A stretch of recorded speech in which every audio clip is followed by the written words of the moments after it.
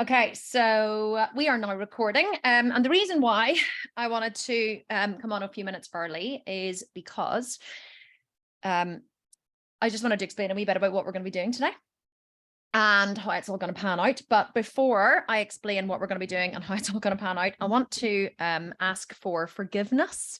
And the reason why I want to ask for forgiveness is because I have never taught this before. It's something which is completely new to me. The subject isn't new to me, and the different things that I'm going to teach every day are not new to me, but pulling them all together to deal with a concept such as self-sabotage is completely new to me. It's something that I haven't done before.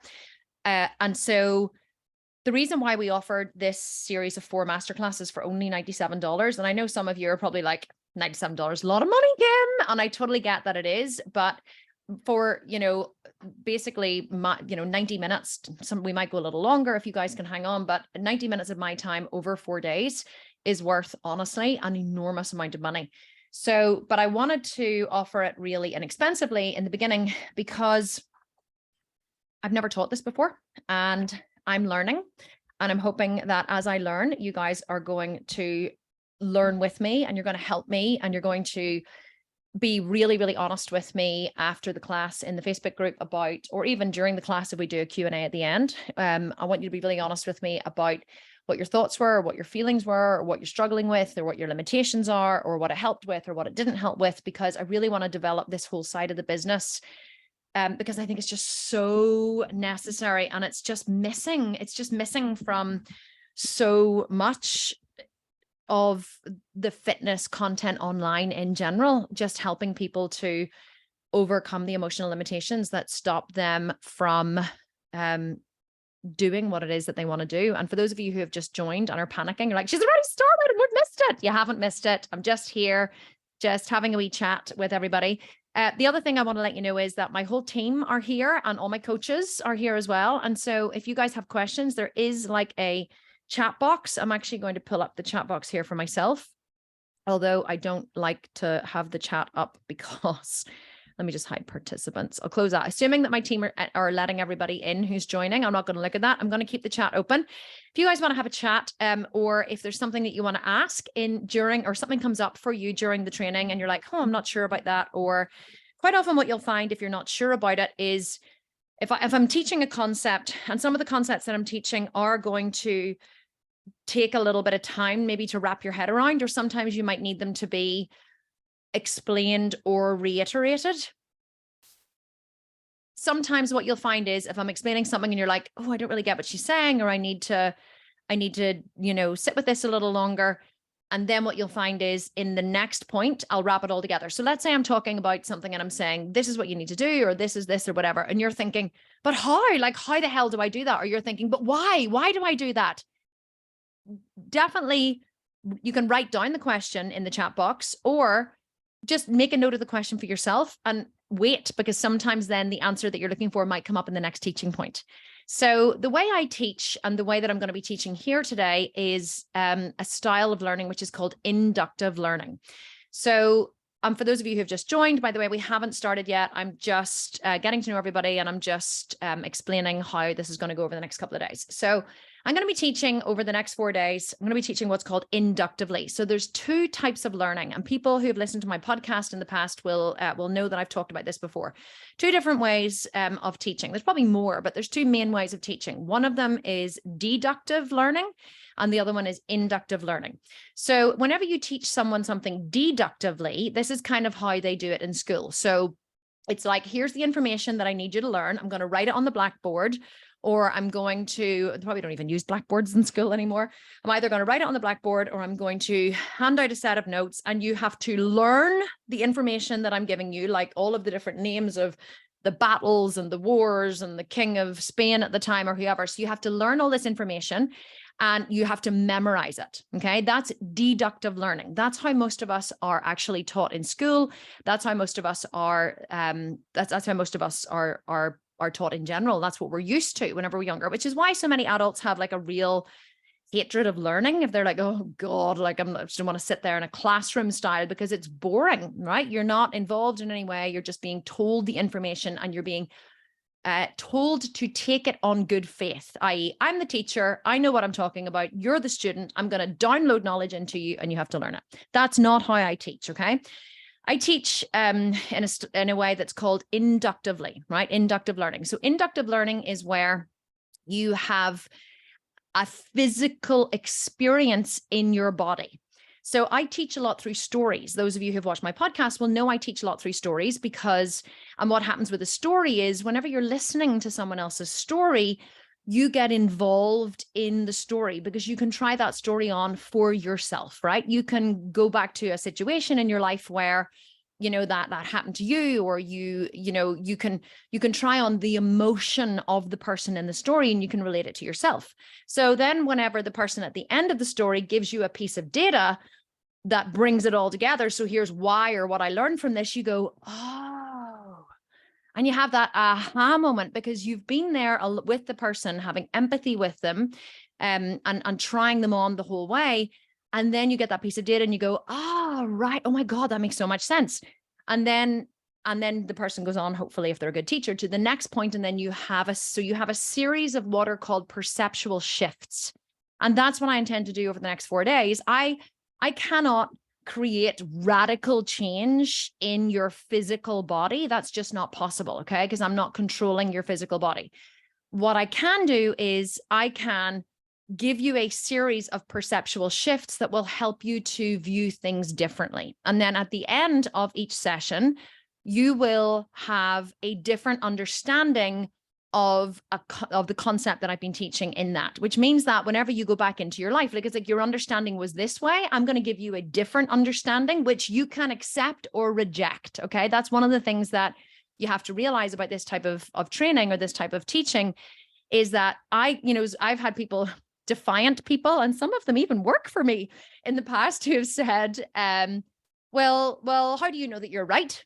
And I'm like, I don't. And they're like, well, like, how do I know that I should trust you? It's so funny. One person who works for me actually said this to me. She was like, well, how do you know you're right? And I said, I don't know I'm right. And so I really just want you to understand that I don't believe that I'm right. All I have is a very consistent understanding of the way things that have worked for me and for every single person that's worked for me or that works for me, and for the thousands of people that I have helped online. And so I'm going to offer some theories to you about the way the world, I believe the way the world is, and the theories that have caused me to be successful in my life. I'm going to offer those theories to you, and you can either accept them. And by I mean accept them, you can try them on and decide, does this work for me? Is this bullshit? Or is this something, which actually I think is a good concept? Or you can completely reject it. If you want, you can say, don't believe it. Don't believe her. Think it's complete and utter crap. And I'm not buying into it. All of these are choices that are open to you. And I want you to know that whatever you decide, I support you. I support your right to have whatever it is that you want in your life. All I'm going to do is I'm going to offer you the learning and the explanation that I have used over the years to make more than $20 million in my company, to compete in the world, to win countless bikini shows, to step on stage in the world championships in bikini shows, to transform my relationships with my children, with my husband, and to literally lead a very purposeful, joyful life, which means that I can basically achieve anything that I set my mind to. And I have proven time and time and time again that anything that I decide that I want, I can have. And I do have, and I do work towards. And that is what I want to start to bring to you guys through these teachings. So is everybody excited? Are you all, give me a nod or a yes, or because you're all muted. So be like, yay, we're so excited. Okay, I'm so excited to be here. I love seeing everybody doing this. This is so good. Okay, so before we begin, two more things. One thing is, after this class, we're going to upload a workbook into the Facebook group. Now, the reason why we have decided to keep the Facebook group free, open to free members, as well as those of you who have paid for this program, and to upload the workbook into it, is because the workbook is basically just a series of questions that you're going to ask yourself after this masterclass is over. And at the very end, if we have time, I'm actually going to open the floor to a couple of people and I'm going to take you through the questions. Okay. It's just like, there's like 4 of them or something. It's not like a major questionnaire or anything. I think there's like 1, 2, 3. There's 3 questions, okay? But they may be, it would almost be impossible to answer these questions in the way they're supposed to be answered if you haven't watched this masterclass. So the workbook isn't going to give anything away. So anybody who's paid for this, I don't want you to be like, oh, she just gave the workbook away for free to everyone in the group. The reason why I'm uploading it into the group is because I really hope that after this session is over, that you guys, if you enjoy it as much as I think you will go into the group and be like, holy crap, that was amazing. If you think it was amazing, I would love you to share your experience. Because genuinely, a lot of people I know in the group, we have 3,500 members in the group, but we only sold 300 of these programs, which is about 10%, which is what we normally expect to sell.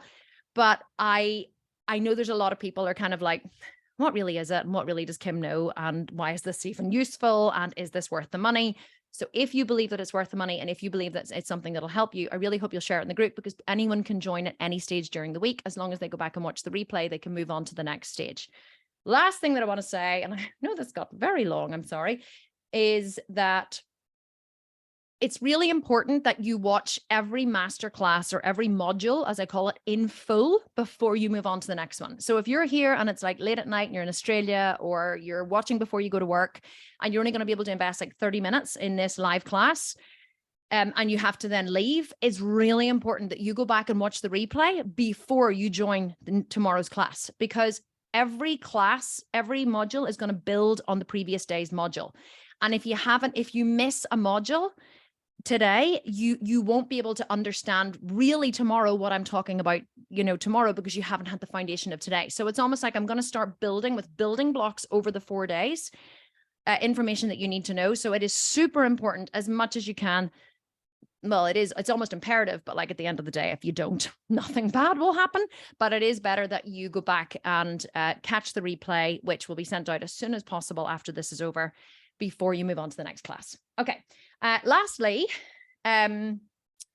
before we begin, I want you to identify something that you would like to achieve by taking this program. And I want you to be really specific about your goal. You don't even have to write it down, okay? Because I know if you're like me, you're probably an overachiever. You're like, okay, I'm going to write an essay on this. In fact, I'm going to list 10 things, because like one is just like, why only list one thing if you could have like 10, right? So I want to be a millionaire, and I want to have 6-pack, and I want to compete in a bikini competition, and I want to have 5 children, and I want to move to Alaska. Okay. No. Okay. Resist the urge to do that. You want to choose one thing. Why one thing? Because you need to perfect the process of what I'm going to teach you over the next 4 days with one thing. You need to perfect it with one thing. Resist the urge to go, this is amazing, I can do this everywhere. It will make shifts in different areas of your life, the information I'm going to teach. But it's better that you just choose one area to focus on, and that you perfect the system in one area. And then once it's become, like if you go to the gym and we say, don't change your exercises too often, keep your exercises the same so you can build a central nervous system pattern of movement. That's kind of what we want you to do with this. We want you to build a central nervous system pattern of movement so that you can take that learning and you can apply it to lots of different areas. Capiche? Yes? Okay, good. So hot in here. I might be like fanning myself during the masterclass. Okay, so I'm going to be reading some from the notes, and I'm going to be telling stories. One other thing, really important, sorry. Have you ever been reading a book or listening to a lecture? This happened to me when I went to watch Eckhart Tolle, right? I went to watch Eckhart Tolle on stage. And anyone who's ever seen Eckhart Tolle, I literally, only because I know that this happens, I was able to watch out for it. But see, so many times during Eckhart Tolle's talk, half of the audience was asleep. And I mean, like, you'd be sitting like this and they'd be like their head would go back, and it's hilarious. So what happens is, whenever someone starts discussing something which your brain has an issue with, or has some fear around, or just can't compute, because when you were a little kid, that thing maybe scared you, or you had a fright around it. So you kind of packed it into this box over here and shut the box down tight and set it over there. So whenever your brain, whenever I get close to something which is called a disintegration, which we're going to discuss today and tomorrow, your brain, if it can't compute it, just goes, and it's like in the Matrix where they unplug you and they just go, shoo. That's kind of what your brain does. So anytime you find yourself during this next 4 days getting distracted, like, oh, what's that over there? Or find yourself getting hungry, or find yourself falling asleep. Those are all ways that your brain is trying to distract you from what I'm saying. So if you find that happening to you, if you find yourself going, oh my God, I'm really sleepy, or holy shit, I'm really hungry all of a sudden, those are signs that what I'm saying is super important for you. So, or even yawning, that's another one, like, I'm so tired, you're yawning, right? Really, really good data for you. Be like, oh, I need to pay attention to what Kim's saying because this is obviously an issue for me. So anytime in life, whenever you find yourself, like I said, getting hungry, falling asleep, or yawning or sneezing, that's another really good one. Anytime like someone's explaining something to you and you achoo and you just sneeze, I know it's hay fever season, but that's another way that your brain is registering some kind of stimulus, okay? And it wants to try and distract you from it. So look out for all those signs as well over the next 4 days. And if you start falling asleep, wanting to eat, sneezing, or yawning, it is a sign that you need to pay better attention, okay? So what is self-sabotage? I have written down here, and this is the dictionary definition. Self-sabotage is when people do or don't do things that block their success or prevent them from accomplishing their goals. It can happen consciously or unconsciously. Self-sabotaging behaviors can affect our personal and professional success, as well as our mental health. Becoming aware of what causes self-sabotage is the key to breaking these patterns. So let's just dive right in. Why do we self-sabotage? Well, I'm going to tell you a story because you know I love my stories. So whenever I was growing up, I was always a solid size 12, UK size 12, which I think is an American size 8. Okay. So I think it's a USA size 8. I'm not sure what it is in Australia, but I was always about a solid size 12. Sometimes I went down to a size 10, but I was kind of around a size 12. Now I wear a UK size 8, which is an American size 4. But whenever I was a teenager and I was in school, I was like heavier. I was never obese. I wasn't very overweight, but I was definitely more plump, okay, as a teenager. And so I even managed to get up to a size 14. I remember, like, I went away to work in France and I did nothing when I was in France but smoke weed. I was an au pair, so I wasn't always smoking weed, but I was smoking weed in the evening. And then, of course, what happens whenever you smoke a lot of weed? Well, you get the munchies. And so I literally spent, I think, 3 months of my life eating chocolate croissant and bread and chocolate and drinking wine and eating all the food of the day. And I remember coming back from France and there's like photos of me and like my face is so puffed up. And I remember going and trying on a pair of like leather trousers, which were very in vogue at the time. And I couldn't get into the size 12 and I had to go to a size 14, which really is quite big for me. And at the time though, I was kind of a little horrified, but I didn't really care because whenever you're like 17, 18, you're not really that worried about your size, as much as you are whenever you're older. Well, that's what I found anyway with me personally.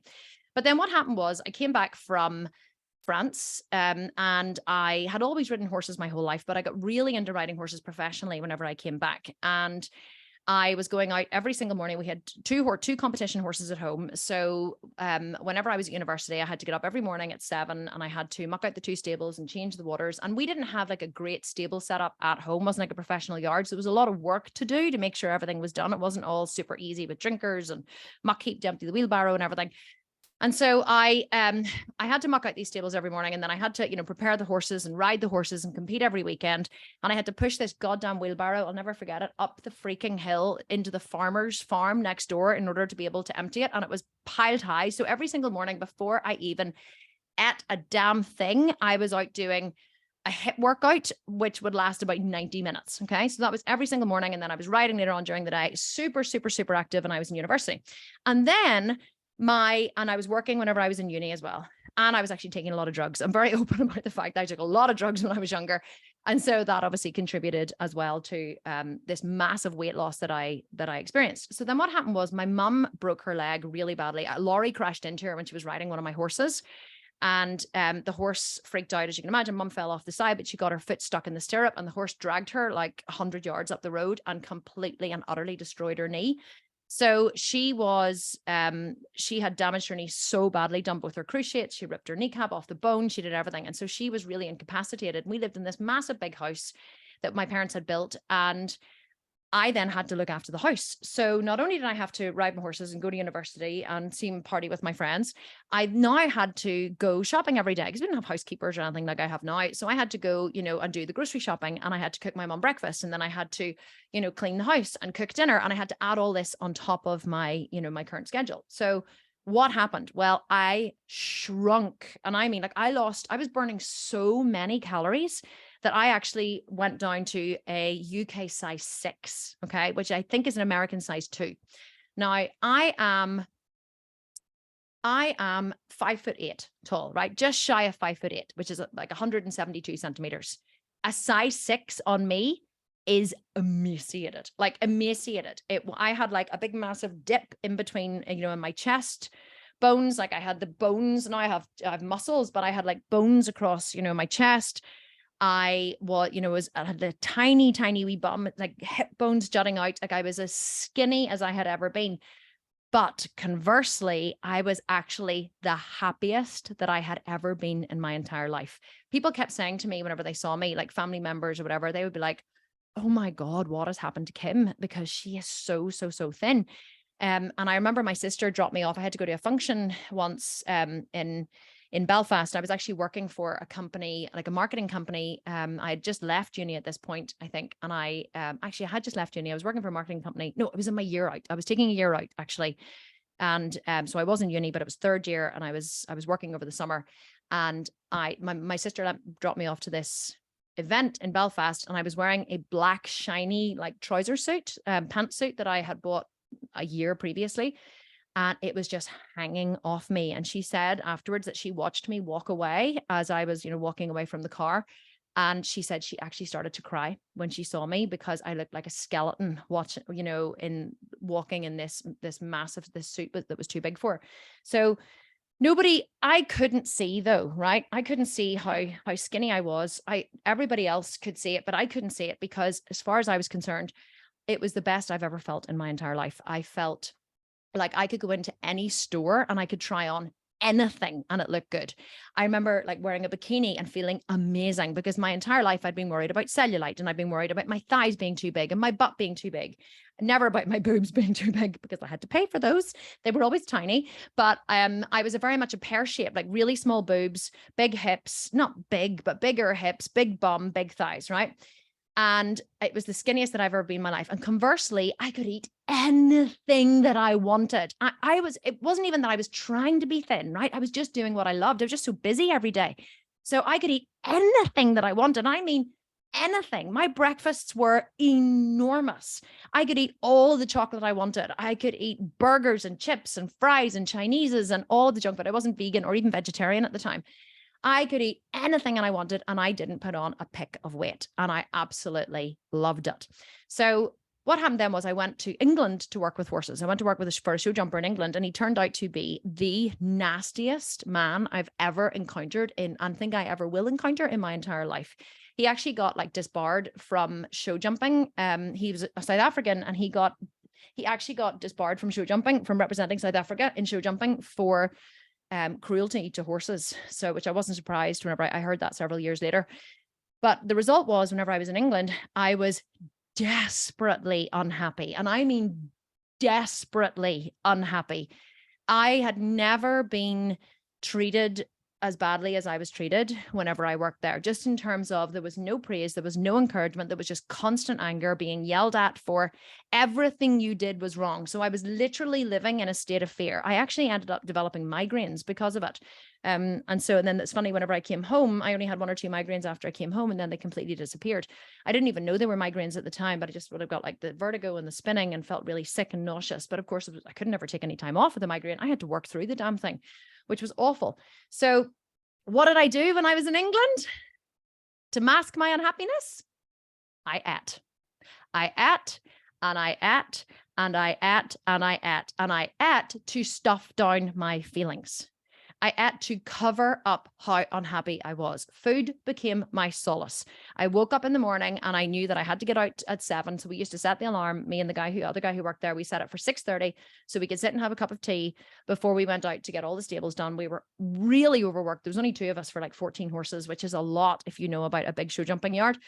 So I would have eaten, tea and toast in the morning, and then we would have come in for breakfast after we'd done all the stables, and it was French toast and bacon and muffins and scones and you name it. It was just like heavy, sugary, carby comfort food because it felt so good because I was so unhappy. Lunches were the same, dinners were the same. I just ate and ate and ate and ate and ate. And the thing is, I had been used to being able to eat whatever I wanted for so long and not put on any weight. And even though I was doing a huge amount of activity, still working in show jumping in England, I was either, looking back, eating far too many calories for the activity I was doing, probably, but maybe not burning as many calories as I had been at home. Absolutely. But also I was just desperately unhappy. And so my body was just holding on to everything. Now I finally came home. I didn't stay there very long. I think I was there about 3 months. And I finally came home and I had literally ballooned. I had gone from a size, I wasn't enormous, but in perspective, in 3 months, I'd gone from a size 6, I think, to about a size 12. So I was back up to what I had been in school.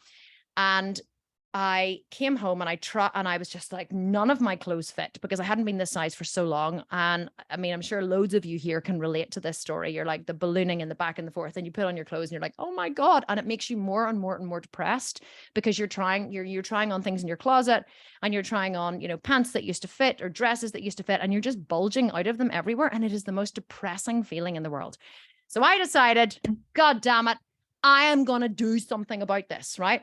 Now, while I was in England, unfortunately, my mum and dad had divorced and sold the house with the stable. So I came back with 2 horses, sold 1 horse, put another one in a livery yard. And so it wasn't like I could just go back to doing my life as I did it before. Like I couldn't. I had to find a new way, because if I had to come back to the life I had before, the weight probably just would have dropped off me naturally. But I actually had to make a decision to do something about it. And you know what? I was completely resourceless because I had never in my life decided I was going to lose weight and then lost it consistently. I'd never set a plan to lose weight. I'd never set a goal to lose weight. Like when I was younger, I always used to think, oh, wouldn't it be really nice if I lost weight? And I would have seen diets in magazines and read them and thought, I'm going to do that one day, and then never done it. One time I did lose loads of weight when I was in school. That's because I got strep throat and I couldn't eat for 3 weeks. And I was delighted when I put on my clothes and they were all looser. But again, that wasn't a good strategy for losing weight. Didn't want to make myself sick to lose weight. So I'd never actually set a goal before to lose weight, but I decided I was going to do it. And so I thought, right, what do people do whenever they want to lose weight? They go to the gym. Not what they do, they go to the gym. So I thought, I'm going to go to the gym.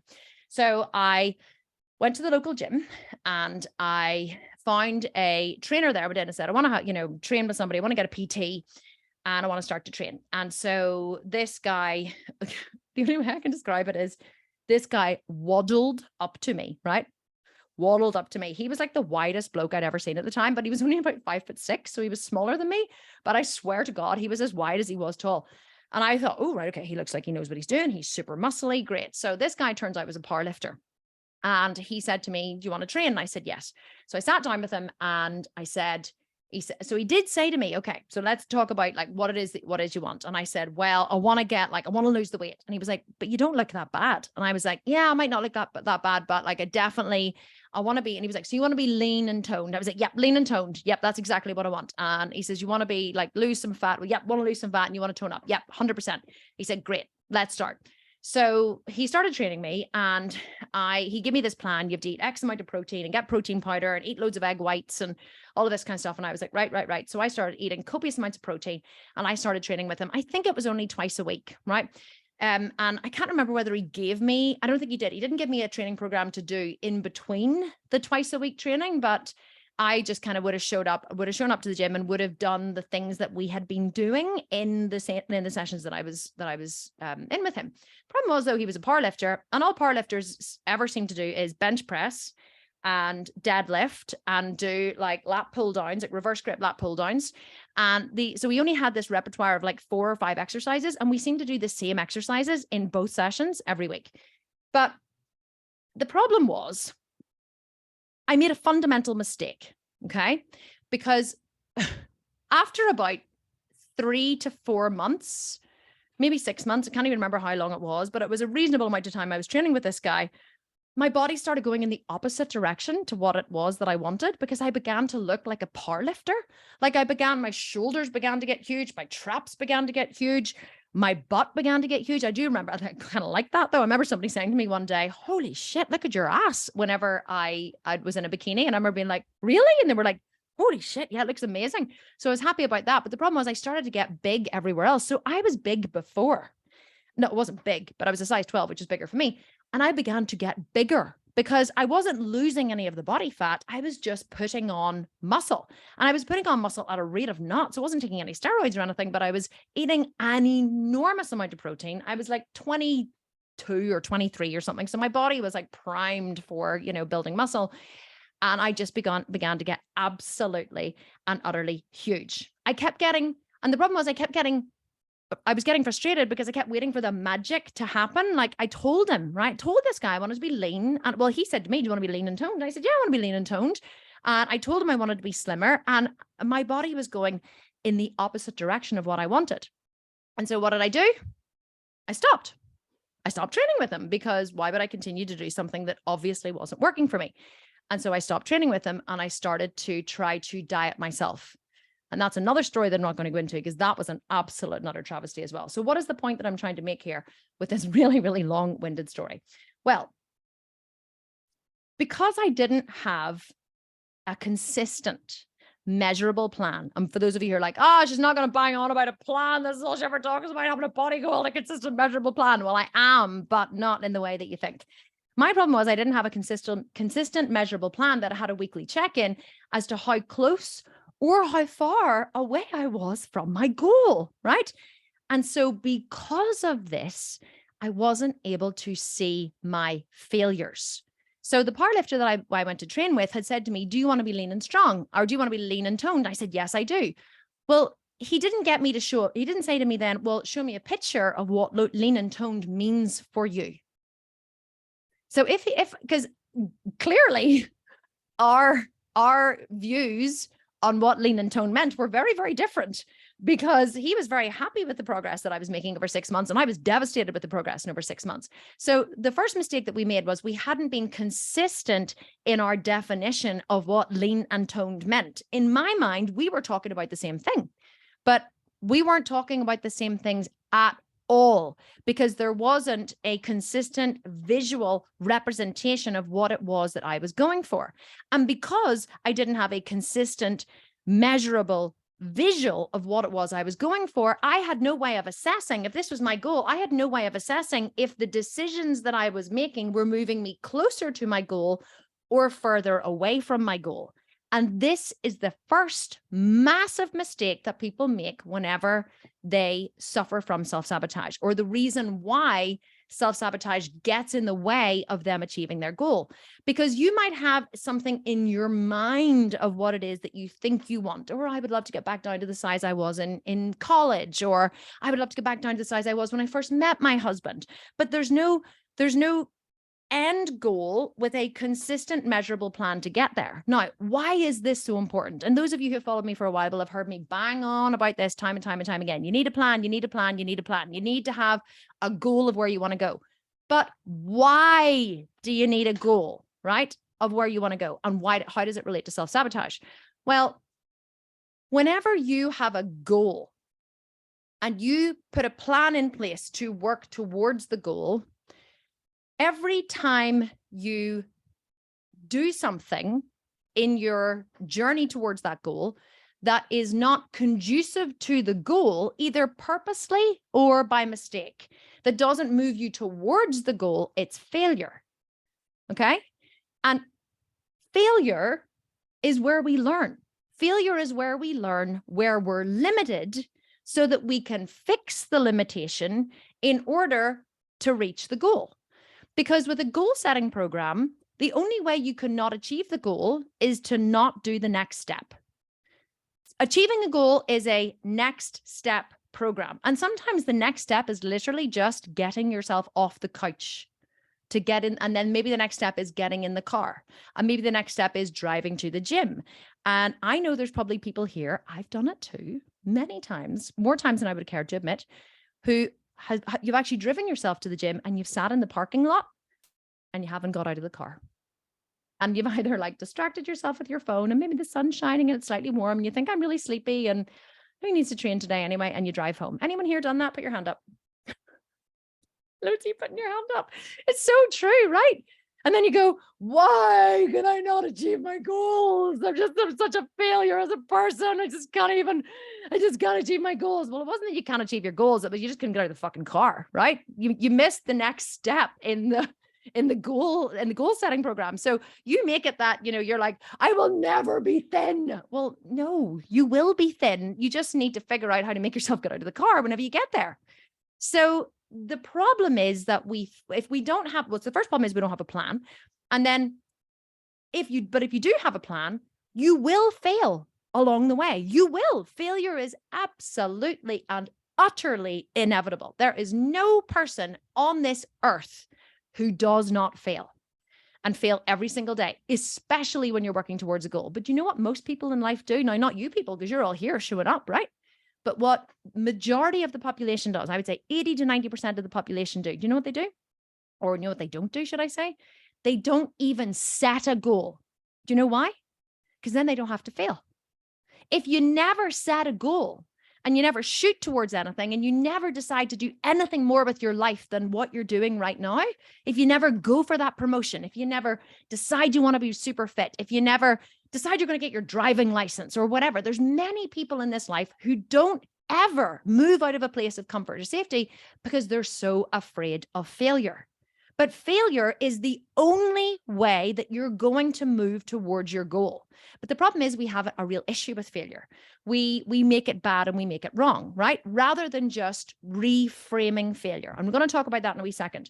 But to stick with failure for a second, failure is, I should have got a dictionary definition actually, but I didn't. But failure, I think we can all understand, is when something breaks or something doesn't work the way you thought it was going to work, or something doesn't happen the way you thought it was going to happen. Okay. But if we want to take it a step further, we can actually break failure, or I have broken failure down into two different realms. There's failure in the physical realm, and then there's failure in the emotional realm. So failure in the physical realm would be, oh shit, I got to the gym and I realized that I didn't have my sneakers with me. And so it was either like, and I was going to go running that day and I didn't fancy running on the treadmill in bare feet. So I had to go home. Okay. Failed. Or physical failure would also be, thinking about feet again, I decided that I was going to get fit and I was going to go for part of my getting lean or toned or whatever, or achieving this body goal was getting up every morning and going for a power walk for 30 minutes. But the first morning I got up, I realized that I had blisters, right? My sneakers didn't fit. And so they didn't fit properly, or they weren't conducive for walking. And so I got blisters. And so I realized I needed new trainers. So rather than suffering over the failure, or rather than making it mean anything, it's just like, oh shit, okay, I need new sneakers. So how do I figure out how to get new sneakers? Maybe you don't even have the money. Okay, so I don't even have the money to buy new ones. Rather than go, well, that's it. Never getting fit. Can't even afford to buy new shoes. I mean, it's just, I just wasn't designed to be thin. Wasn't supposed to happen for me, right? No, you go, wow, okay, need new sneakers. What are all my options? Well, don't have the money at the minute. Okay, could wait for payday and reevaluate my goal into the future. Could continue on with Compeed plasters, Band-Aids all over my feet. Could borrow a pair. Could make some extra money so I can afford them. So rather than looking at what are all the things I could do in order to achieve the next step to continue towards my goal, we just give up. We go, well, or we don't even recognize our feet were sore, or it was the issue, or the sneakers were the issue. Sometimes people are so unaware of their body. They just are like, I went walking and it was really sore, without even really evaluating why it was sore. Okay. So that's failure in the physical realm. But then you have failure in the emotional realm. And this is much more what happens with self-sabotage. So failure in the emotional realm is where we want to do something and we're working towards doing something, but some kind of fear holds us back. So an example of this would be, I bought the Ultimate 12-week shred. And God damn it, I'm going to get fit. I'm going to follow that program to the letter, right? I'm motivated. I see it. I see Laura Hutchinson and her gorgeous body. And I see this amazing plan and I think, yep, I can do that. Yep. Videos for everything. Fantastic. I'm the kind of girl, if you give me a video and you tell me exactly what to do step by step, I can absolutely follow instruction. So I get myself set up and I go to the gym and I join a gym and I get it all set up. And this first day, day one, it's chest and triceps. I'm excited. Get into the car, drive to the gym, walk in, go downstairs, which is where our commercial gym, you have to go downstairs. I walk in through the gym doors and I look around and I go, oh my God, because everybody there looks really fit. They all look like they know exactly what they're doing. And now suddenly I'm paralyzed with fear. This seems so easy when I was reading it in the PDF, right? I was reading through all the exercises and I watched all the videos and I saw Laura instruct them and like they looked amazing and they looked really doable. But now that I'm here in the reality of the gym, I am absolutely paralyzed with fear. What are people going to think of me? And most often it's not even conscious, right? Sometimes thoughts can come into your head like, oh my God, I can't do this. What are people going to think of me? I'm going to fall flat on my face. I'm going to be stupid. But more often than not, when you're paralyzed with fear, and by the way, I don't want to leave you hanging. I know you guys are going to be, as we work through this, you're going to be like, well, that's all very well and good, Kim, but what the hell do we do about this? Well, this is all coming over the next few days. So you're paralyzed with fear. And maybe you do think, give yourself a slap and like, come on, Kim, you can do this. And you walk around and you get on the treadmill and you walk and you pretend you know what you're doing. And really you're looking out where the chest machine is. And what does that machine look like that was in the video? Because these all look so different. And then you find it and you wander over there and some big muscly guys are doing it. And then you walk away and you're like, fuck. And you kind of wander around the gym, paralyzed with fear. And like, shit. And you try your best and you find yourself getting so emotional. And now you're just getting upset and you don't know who to ask for help. And everyone's so focused on themselves. No one's even really looking at you. And so you kind of do a couple of exercises and hope no one's looking at you. And then you leave the gym and you get back in the car and you go, why did you start to cry? Or maybe you don't, maybe you just cry internally.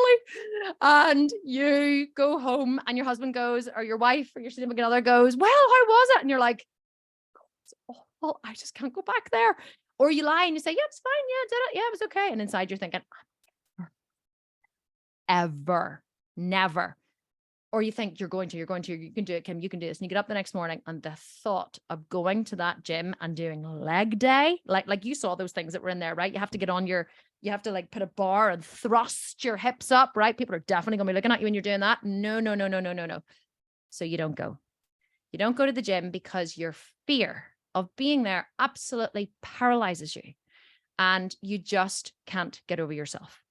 Because here's the thing and here's the major problem with these two types of failures is, well, the first one is that fear, there's two different types of fear. There's the first type of fear, which is a lack of data, which is I walk into the gym and I'm like, oh my God almighty, there are fit people in here and I do not know where I'm going or what I'm doing. And I'm feeling fearful, right? I'm feeling fearful before I go. I'm feeling fearful when I get in there, but I'm kind of like, okay, I'm going to figure this out. Don't know where I'm going. Don't know what I'm doing. Kind of like whenever you go to an airport for a first time, if you're in a strange country and you're maybe away on vacation or you're traveling and you have to get a connecting flight and you're in an airport and you're like, okay, don't know where I'm going. Don't know what I'm doing. Where's the things? Where's the toilets? Where's the board that tells me where I have to go? I have to change terminals. Shit, I have to get on a train to change terminals. And you're in a kind of a fearful state, aren't you? But you recognize you're in a fearful state. You're in a very motivated state because you're moving from terminal to terminal, but you're not standing there paralyzed with fear. Like, I can't do this. You're in a fearful state. You recognize you have a lack of data, but you're moving. So that's what it's kind of like for people. That's when fear is just a lack of data, right? We go into the gym, we feel fearful, but we're like, we tap someone on the shoulder and you go, gotta be honest with you, it's my first time here. I've got this program I'm supposed to follow. I have no idea where anything is. Do you have some kind of induction session I can do with you? Or could you show me around and help me out here? And they're like, absolutely. I'm going to show you around. I'm going to help you out. And so then as you start to go to the gym day by day, you start to work the program, you start to get the data, you start to do the reps and the sets, and you get to know people and you say hi to them in the gym. The fear goes away because you have loads of data. You get more and more consistent data over a period of time that the gym is not a scary place. So that kind of fear can be overcome. The problem is many of us who self-sabotage, sometimes it's just a lack of data. And the reason why I'm telling you this is because I want you, next time you feel this paralyzing or this feeling of, oh my God, I want you to slow it down for a second. I want you to ask yourself, is it just a lack of data? I'm in an airport and I'm changing terminals and have to get a plane and a maybe a bus, and I've got my kids with me, so I need to like navigate them too. Is it that kind of fear? It's a lack of data that you just have to move forward and get the data. Or is it an emotional fear? Because that's the kind of fear that is more paralyzing. And that's what we're going to be digging into over the next couple of days. Because if it's an emotional fear, there are some more strategies that you need to be able to use on yourself in order to turn it into a lack of data. So here's the other part of the problem. Part of the problem as well is, and by the way, sorry, I'm going to stop for a minute. I'm checking in with you all. How's this landing with you? Good? Yes? Not moving too fast? You're all good? Okay. Just want to check in for a second to just making sure that you're enjoying. Okay. So just to reiterate that last point, next time you feel fearful, you're like, okay, I can't move forward with this thing. You're checking in with yourself and you're going, is it a lack of data? I just haven't done it before. This is all new to me, but I'm willing to keep moving forward. Or is it, I absolutely cannot do this. I am in such fight or flight and I feel like crying. And sometimes it can be that too over here, like lack of data. You can literally feel like crying because it's because you don't have the data. But is it going to stop you? Over here, you wouldn't let it stop you from moving forward. But over here, you recognize that actually this is so debilitating, this fear, that you could let it stop you. You're not going to, by the way, because we're going to give you some strategies over the next 4 days as to how you're going to overcome this. But if you're over here on the emotional side, you could let it stop you, then this is something that we really need to address. Okay. So part of the problem is that we make failure mean something about us. Okay. Rather than just see it as an identification of a missing resource. So I really want you, actually, no, let me do this first and then I'll move on. Okay. So the first steps to overcoming self-sabotage are, right? Set a goal. So I didn't do this with the power lifter. I said, I want to be lean. He said, do you want to be lean and toned? Absolutely. I want to be lean and toned. His version of lean and toned and my version of lean and toned, two very different things. So had we actually, if he had said to me, show me a picture of what you want to look like. Well, wouldn't that have been so much better? Because he probably would have looked at it and gone, oh no, that is not what I thought you wanted to look like. So set a goal and you have to be really super, super clear on the goal. Okay. Step number 2, make a plan. And it really is this simple, by the way. It's us who overcomplicates it. Make a plan. Okay, here's my goal. Now I'm going to make a plan. Don't know how to make a plan? That's your next step in making a plan to achieve a goal. Going to make a plan. No fucking idea how to make a plan. Next step, find data on how to make a plan. Search Google, ask friends, post in the insiders group. Okay. Next step, get the data, make a plan. Number 3, work the plan. Right? This is the most important part. So most people go, yep, set a goal, great. Yep, make a plan, absolutely. Well, I mean, I just downloaded one of Kim Constable's plans. It's a done for you resource. All you have to do is follow it. So they do those first 2 steps. First 2 steps are easy, by the way, okay? Third step is actually quite easy too. Work the plan. It's when you start working the plan and then you hit a failure that the problem starts. And maybe you hit a failure, you're like, oh shit, I need new gym shoes. And that doesn't derail you. You're like, okay, well, I can't go to the gym today. I can't run today because I need new gym shoes. So I'll start tomorrow, go and get new gym shoes today, or I can't get them until Friday till I get paid. So I'll start on Saturday, right? So that's just identifying the failure and moving on. So, but this is what happens. We start to work the plan and then we start to fail. So step number 4 is identify the failures. Okay. What was the failure? What is the failure? It's, I don't have any sneakers. It's, I don't have the money for protein powder. Oh my God. Kim Constable wants me to take 6 scoops of protein powder per day and it's expensive and I did not account for this. So either I need to find a now I've failed. Okay. That's a failure. So is it an emotional failure? Oh my God. I don't have the money. I'm never destined to be rich. I don't have enough money and I just can't do it. That's it. I'm done. No, right? Is it that one? Or is it, shit, don't have any money. Really want to do this. I wonder, could I borrow some money? Wonder, could I, work as a sex worker?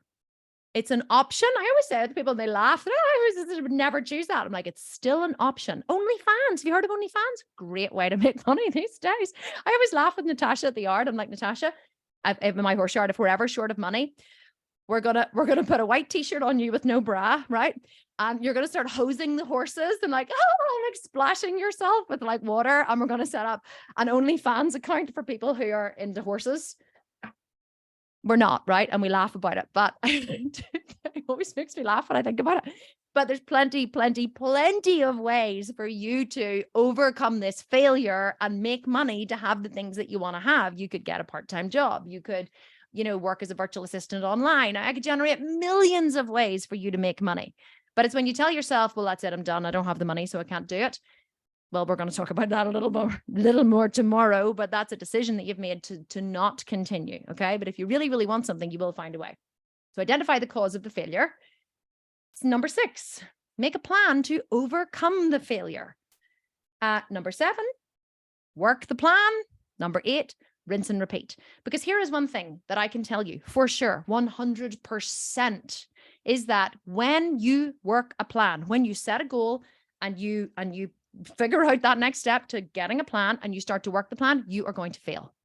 You are absolutely 110% going to fail. It's what you make the failure mean that is the issue. And what I mean by that is we make it mean something about us. I'm a bad person. I am a total shit show. I cannot stick at a goal. I am a miserable fat cow and I will stay this way for the rest of my life because I am shit at what I do. Like the shame, the voices, the negativity that we live with in our head, no one will ever be as hard on you as you will be on yourself. And that is why we are not prepared to fail. And it's our unwillingness to fail because of what we make it mean, which is the major problem. Anyone in my company will tell you that the first thing they have to learn when they come to work here is that not only is failure not bad in my company, it is embraced. It is sook. Is that a word? Seeked, sook, whatever that word is. Like we look for it, right? We seek it voraciously with every fiber of our soul, because when people fail, then we can identify what their limitations are. And when we can identify what their limitations are, like us, me, the company, and them identify what their limitations are, we can figure out, is it emotional or is it physical? If it's physical and it's a missing resource, oh, you didn't have that data. Oh, you needed that email. Oh, you didn't actually know what an opt-in page was. Let me fill in that missing data for you, okay? If it's a physical failure, it's I don't have something, I don't have a resource, or I have a missing piece of data or something. Or is it an emotional one? You were scared to make the decision. You didn't want to be direct with the person. Laura Hutchinson's working on this one at the minute. I'm pushing her. She's laughing in the background there. And so it's like, oh, I didn't want to say that because I didn't want to be direct. I didn't want to risk offending the person. These are all emotional limitations. So when you can figure out what the physical limitation is, is it a physical? Oh, I failed. Right. Failed. Is it a physical limitation or is it an emotional limitation? Then you can work on a plan to move forward. But if you're not even willing to acknowledge the failure, you're stuck. You can't move forward. And so it takes about, how long would you guys say? About 3 months, really, for people to 6 months, maybe. I would say maybe 6 months for people to really settle in and realize that not only do we embrace failure, but we love it and we want it. And here's how I know that, what was I going to say? I lost my train of thought. I was going to say, here's how I know that it takes 6 months. Oh yes. Here's why it takes 6 months. Okay. Because if we go back to fear being a lack of data, once someone has worked here for 6 months, they get consistent data over time that when failure happens, no one shouts, no one punishes, no one gets angry, no one blames. There is no blame, no punishment, no anger. Nothing like that exists in my company, from me, nor from any of the directors, nor from any of the staff. It doesn't exist. So over a period of time, they fail, their failure gets exposed, and they realize, oh shit, nothing happens. And so over time, they get the data that nothing bad happens when they fail. And so then they come in and they're like, oh my God, I totally fucked up this morning. We're like, ha, ha, ha, what did you do? That's great. Or we go, oh shit, tell me what it is so we can fix it. Where was the failure? So so it's a really beautiful environment to be in because you feel so free to just be human. And that's what I want for you guys. But I want you to give that to yourselves, right? I would love for every single one of you to come and work in my company, but I don't have jobs for everybody. I wish I did, or to come and live in this environment. But within the environment that we're creating with this mindset series, anytime you're in my presence or you're in the presence of my coaches or my company, and believe me, we're all a work in progress. We sometimes have the urge to punish, and we'll be like, oh, interesting. I really wanted to punish that person. Why did I do that? And so but we're not perfect, but I really want you to give yourselves permission to fail. And I'm going to unpack all this over the next few days. You have to be able to allow yourself the freedom and the grace to make mistakes. Because we all make mistakes. I'm just going to say, if you're not making mistakes, you're not human. But the fact is, there's nobody is not making mistakes. There's just people who are really, really good at covering them up.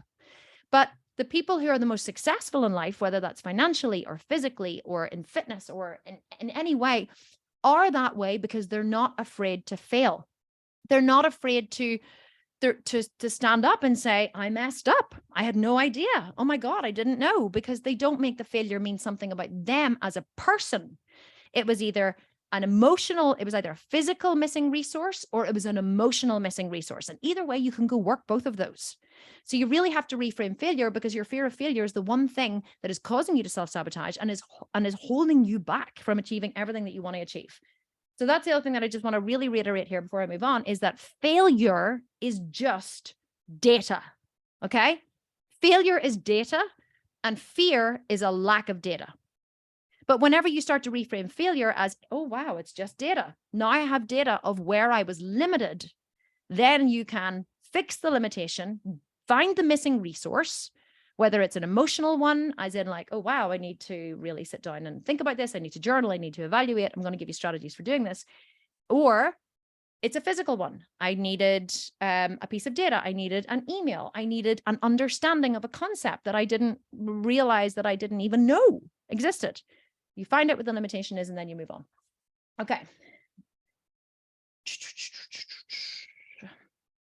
So how does this all relate to what I was talking about me and my journey into fitness? Well, whenever I went to work with a powerlifter and I started training in the gym with him, I hadn't actually thought about the fact that I was going to fail.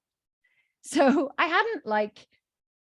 hadn't prepared in advance. I hadn't thought forward and prepared in advance all of the different things that could possibly happen and what I was going to do about it.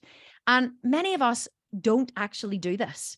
We don't embark on something and we don't want to think of all the ways that we're going to fail. We want to think about all the ways we're going to succeed. You know, if you start something and you go like, oh my God, it's going to be so amazing. And I'm going to be so thin. And whenever I go on holiday, I'm going to buy that bikini and I'm going to have this, and I'm going to do this, and I'm going to have a six pack. And we get so excited. And we think that this excitement about this goal, we call it uninformed optimism in the emotional cycle of change. And you have no data whatsoever. And you have all the optimism in the world that this is going to be absolutely amazing. And if someone that you're telling really excitedly about this says to you, well, but have you thought about what's going to happen whenever? You go, no, stop being a killjoy. Stop being a killjoy, right? Instead of going, oh, interesting. Oh, I hadn't thought about that, right? That is a possible way that I could fail. I'm going to evaluate that. We're like, no. We block. We literally block. Who here's done this, right? If you're like me, we block the failure data. And we're like, stop telling me all the ways. Like I see it all the time. People in the group go, my husband is so negative and my friends and family are so negative. Imagine if we reframed that, right? And we took everything on board as to what they were saying. And we were like, oh, wow, I never thought about that. That is another way I could fail. You're right. Oh, that is another way I could fail. I never even considered that. What if we let them be right? Imagine I actually started this, I remember years ago as an exercise. I read it in a book before I was as evolved as I am now. I read a thing in a book and it said, in order to become more enlightened, you should spend an entire day where you let everybody else be right, or somebody, I think it was one person, you let someone else be right for an entire day. And I was like, so easy. I can't believe that I'm going to be enlightened if I do this. So I decided I was going to let my husband be right for one whole day. Do you know how long I lasted? I think 30 minutes, until he said something in the morning about one of the kids. Oh, do you not think that such and such? And I was like, no, I do not. What the hell do you know? And I was like, oh shit. I think I lasted 32 minutes. 32 minutes. And then I gave up at midday because I realized it was just too bloody hard to let him be right. I mean, imagine if he thought he was right all day, how horrifying that was. It is so difficult to let someone else be right. Okay. But it is one of the best places that we can grow. So my problem was that whenever I first started on this, I didn't think of all of the ways that I was going to fail. Now, I wouldn't have known all of the ways that I was going to fail, but I guess I could have sat down and looked at both sides of it instead of thinking, because we're really good at generating all the ways we're going to succeed. I'm going to have this, I'm going to have this, I'm going to feel this, I'm going to do this, I'm going to whatever. We can think in the physical, the emotional, and the thought and the feeling realm, all of these ways we're going to succeed. Well, why can we not jump to the other side? Why can we not go, okay, what are all the ways I could fail? Well, okay, let's write them down. I know that like pizza is my weakness. And on a Friday night, it's always pizza night with the kids, and we usually get pizza. So am I going to get pizza, or am I going to have that as a cheat day? Or how's pizza going to fit into my plan? Or is pizza not going to fit into my plan? Right. Shit, I need to think about that one actually. Am I going to get a large pizza or a small pizza? Or am I just going to have no pizza? Let me work that in. Okay. I know that my family are normally pretty negative about things, and my mom is definitely going to try to put me down for this. So how am I going to cope with this whenever she tells me that it's never going to work, or that I'm getting too thin, or when she tries to force feed me when I go to her house, and then she gets all offended and upset whenever, I won't, take the food. And oh my God, family occasions, shit. Like, what am I going to do on those family parties when we all get together and there's so much food, and anytime I don't eat, people are like, oh, you're not trying to go on a diet, are you? What am I going to do on those occasions? Because I know those are definitely going to come up and I can't avoid them. Right. Need to have a strategy for that. Okay. How else could I possibly feel? Well, I know that I'm going to be starving, like, at this time of the day, or I know I'm always hungry after lunch and I get a bit of a blood sugar crash. So how am I going to do that? I know I'm not going to feel like getting up in the morning. Like, the only time I can train is 6 a.m. So am I going to really want to get out of bed? Because we think that if we just think good thoughts, good things will happen. And we're like, I'm going to get out of bed 5:30 a.m. I'm going to bounce out of bed. I'm going to be in the gym because you're feeling so good at the minute. You've set this goal and you're all high on life. Your alarm goes off at 5:30 a.m. And you're like, oh. And you're like, oh, and then you lie there. Do I really want to get up? You're like, I just feel too tired. There's no way I could train. I could, and you try on, right? You lie there and you're comfortable and you're warm and you're tired. And you try on in your body, getting out of bed, putting your clothes on, going to the kitchen, getting the car, going to the gym. You try all of this on with your current state of comfortableness. Does it ever feel good? No, it doesn't. So you have to tell yourself, I know I'm not going to feel good when I get up in the morning. So what am I going to do when this happens? Okay. What am I going to do? What strategy am I going to put in place? What am I going to tell myself? Am I going to develop a mantra, something that I am going to set myself up for failure? Okay. So rather than setting yourself up for success, I want you to start setting yourself up for failure.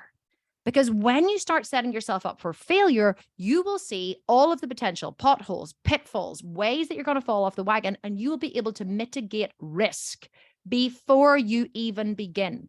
Because optimism only lasts as long as you're feeling good. Have you ever heard the saying? We say it loads of time in the company. Motivation will get you going. Discipline will keep you going.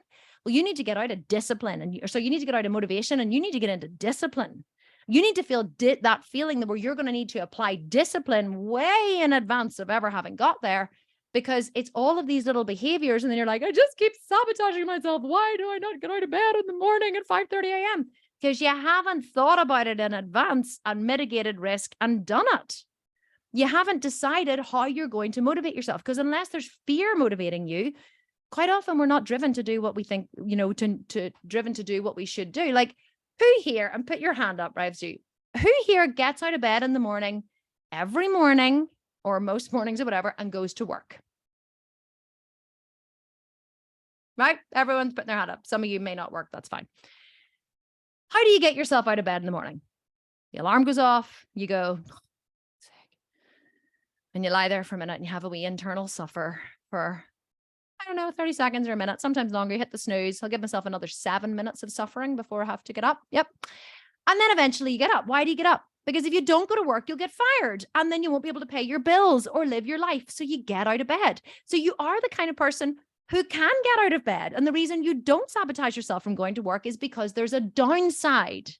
But the reason you do sabotage yourself whenever it's some goal to which there's no downside is because you haven't told yourself you haven't given yourself a strategy, because a lot of us aren't motivated by very few of us are motivated intrinsically. We're not motivated towards something. Most of us are motivated away from something.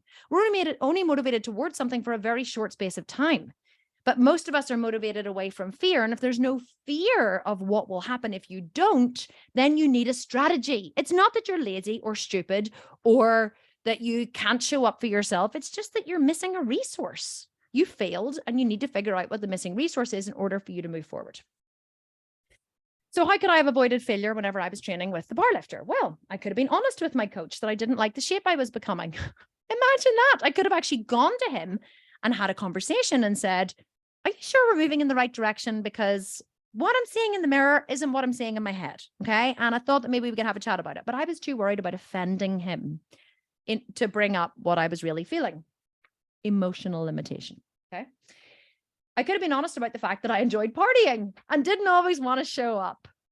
Truth be told, I wanted it, but I wasn't really willing to work that hard for it. And I kind of liked partying, which made me sometimes hungover and not wanting, I was still in uni, by the way, not really wanting to get up and go, but rather than saying to him, okay, I have this thing where sometimes I'm pitted against like having a hangover and not really feeling like I want to do it versus wanting to show up and come to the gym because it's important to me.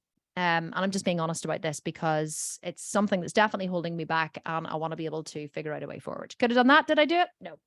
I could have been honest about the fact that maybe I didn't want it as much as I thought I did. Again, another thing, I wasn't willing to admit to myself or to my coach that maybe it just wasn't important enough to me as I thought it was. Because when I showed up to our first meeting to set our body goal, do you think I brought my unmotivated self? No, I brought my best self. I brought my most excited self. I brought the self that was in my mind was already was thin, muscular, lean, toned, sashaying around the gym in tiny shorts and a crop top. I brought that self to the meeting. Okay. That self is not the self that you need to bring to the meeting with yourself or with others whenever you set your goal. Just like you should never go shopping in the supermarket when you're hungry. You should never, ever go on a diet when you're feeling fat. You should never, ever set a gym program or an exercise program when you're feeling motivated. You should wait until you wake up in the morning, right? Wake up in the morning and you are tired and unmotivated. In fact, if you think that if the only time you have to go to the gym is 5 a.m. and you've never been to the gym at 5 a.m., set your alarm for 4:45 one morning and wake up and then create your gym plan.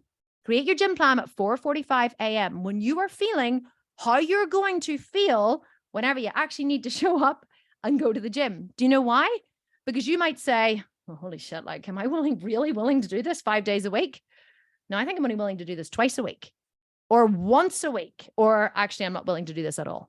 But at least you will be in a place of personal honesty because you'll be in the unmotivated feeling that is necessary to overcome in order to move forward and achieve your goal. So I challenge you, whatever the biggest thing is that stops you from doing what you want to do, go there and then make your decisions. Like if cheesecake is your weakness, right? And you have cheesecake Fridays in work and everyone brings in 5 different types of cheesecake and you just cannot not eat the cheesecake. Well, that's when you bring your piece of paper and your pen, and that's when you sit down and you make your goals during Cheesecake Friday or during Pizza Friday, because that's the thing that you're going to have to overcome in order to move forward. For yes, I've written here, part of me did want to be thin, glamorous, healthy, and vibrant. And this was the acceptable part of myself that I liked and embraced. But there was another part of me that was lazy, unproductive, indulgent, and comfort-seeking. And the reality is that I forgot to embrace this part of myself when embarking on my new diet and arm myself with strategies to keep myself on track when the dark side loomed. So let's talk a little about that. Guys, we've been going for 60 minutes. I do intend to go for teaching another 30 minutes. And if you guys are up for it, I'm going to stay for another 30 minutes and do a bit of a Q&A at the end, okay? So if you, just to give you a realistic time frame of what we're going to be, how far we're going to be going. See, I'm setting you up for failure before we even begin. I'm mitigating risk before we move on. I'm giving you the data of what might happen. So you don't have to sit there and make a decision. Oh, shit, should I go or should I stay? You can now make the decision. Oh shit, I can't wait another set 30 minutes, or I can give her 30 minutes, but I'll watch the Q&A afterwards. Now you have the data to be able to make a decision. This is a practice that you have to do in your life moving forward. You can't be scared of looking at the future data. You have to walk into it head on. Okay, so what is the dark side and why do we deny it? Now we're getting into the nitty gritty of it. Carl Jung, who is a Swiss philosopher, I think, amazing man, absolutely amazing man, talks a lot about us having a monster within. He believes that we are both Jesus and the devil, but that most of us don't want to embrace our dark side, which he refers to as the shadow. I would highly recommend that you go onto YouTube and type in Carl Jung Self-Sabotage. And it's Jung is how you spell his surname. So Carl Jung, and look up, listen to any of his teachings, and you will learn a lot.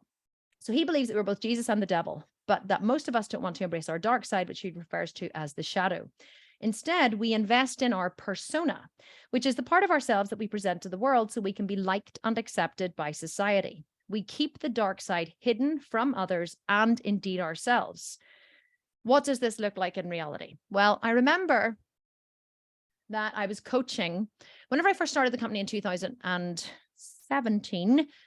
I launched the Sculpted Vegan program, which was the 12-month program, our first program. And one of my strategies that I've always used in the business is I will pivot and change and respond to what I see in front of me, even during a launch. So if during a launch I see people are asking for this or asking for this, I will add this in or change this or move this. So I'm always moving things around. I'm always responding to what I see in front of me in order to make the best possible decisions. And so during that launch, I had several people ask me, did I do any private coaching? So I decided to open up 3 private coaching slots during that launch and charge $1,000 a month to each person, which I thought was an enormous amount of money at the time. And it was an enormous amount of money. And they had to make a 12-month commitment. So I had 3 people sign up for the coaching. And one of them, who shall remain unnamed, we'll call her Sarah. So one of the girls who signed up was called Sarah.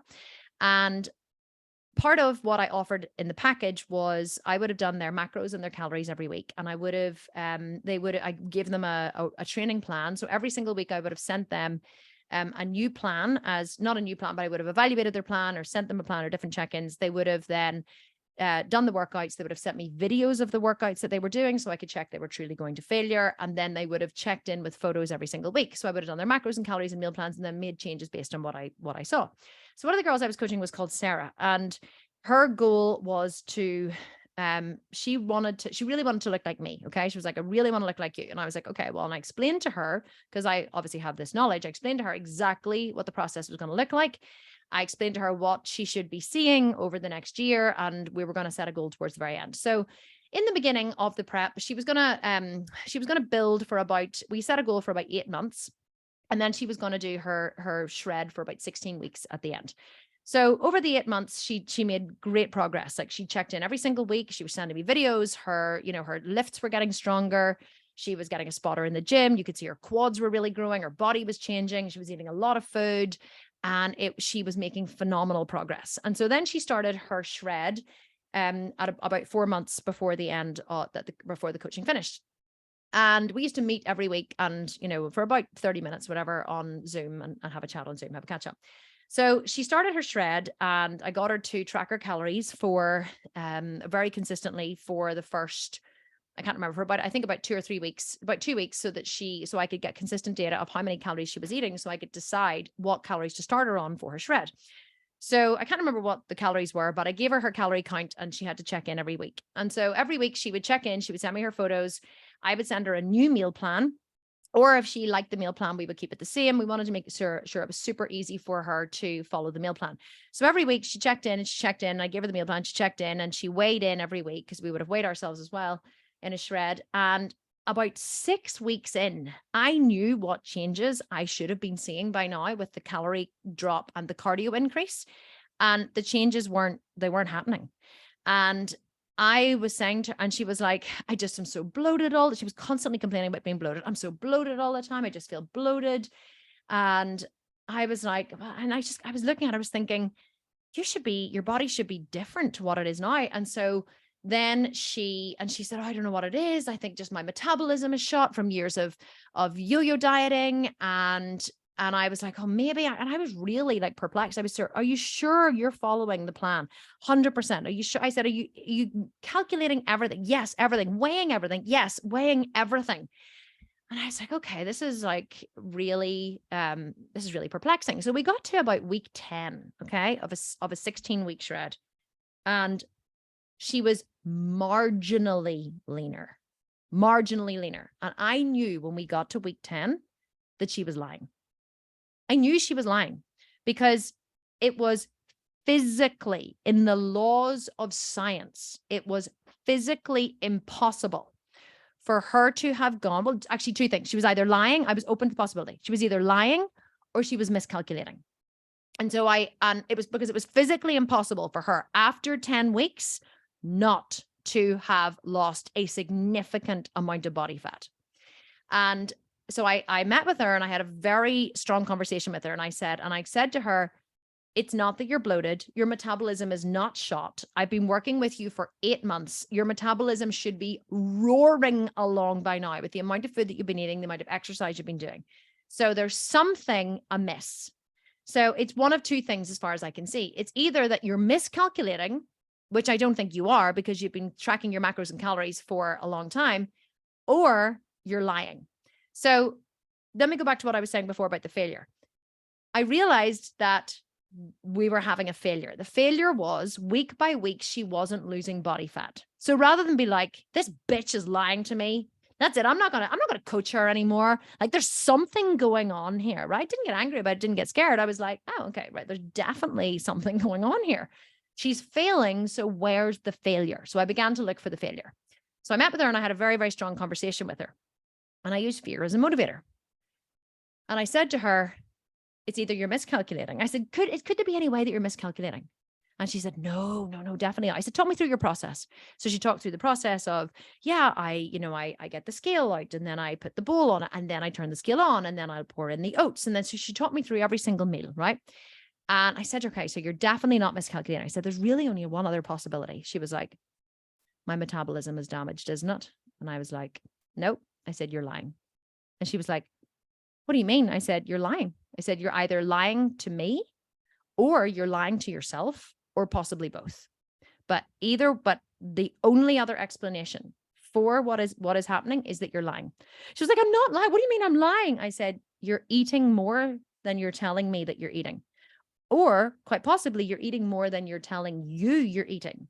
You're pretending that you're not eating what you are. Either you're snacking and pretending that it doesn't matter, or you're adding extra calories into your food and you're telling yourself that you're not, or you're just adding little extra portion sizes or you're weighing and then you're adding a little more or an extra scoop or an extra something. But somewhere in here, there's failure. And if you're not miscalculating, you're lying. You're sneaking in extra food where it doesn't matter. And she was like, I promise you, I'm not. And I said, here's the thing, Sarah. Not a real name. But I said, here's the thing. I said, I'm not going to coach you anymore if you're going to continue to lie to me and to lie to yourself. I said, because you and your results are a representation of my coaching.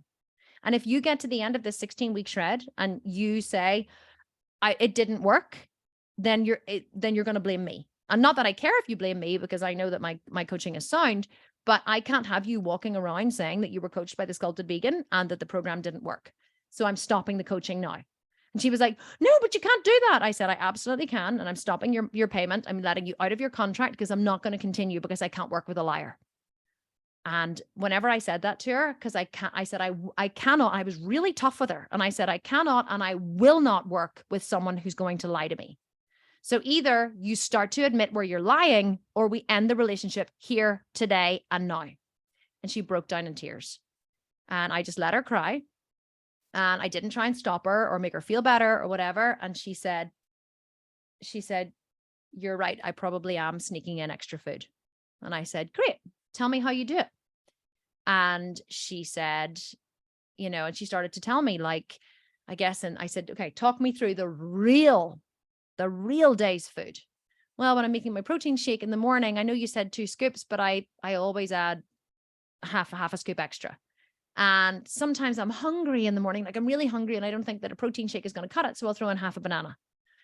Right. And what about your breakfast? Well, like oatmeal's really boring without fruit on. I love my fruit. And I was scared that like I might be missing out on, all of the benefits, the antioxidants and all the rest of it in fruit. So I do add some blueberries and raspberries to my oatmeal. And sometimes, honestly, if you haven't given me a protein shake that morning, I'll also add a scoop of peanut butter.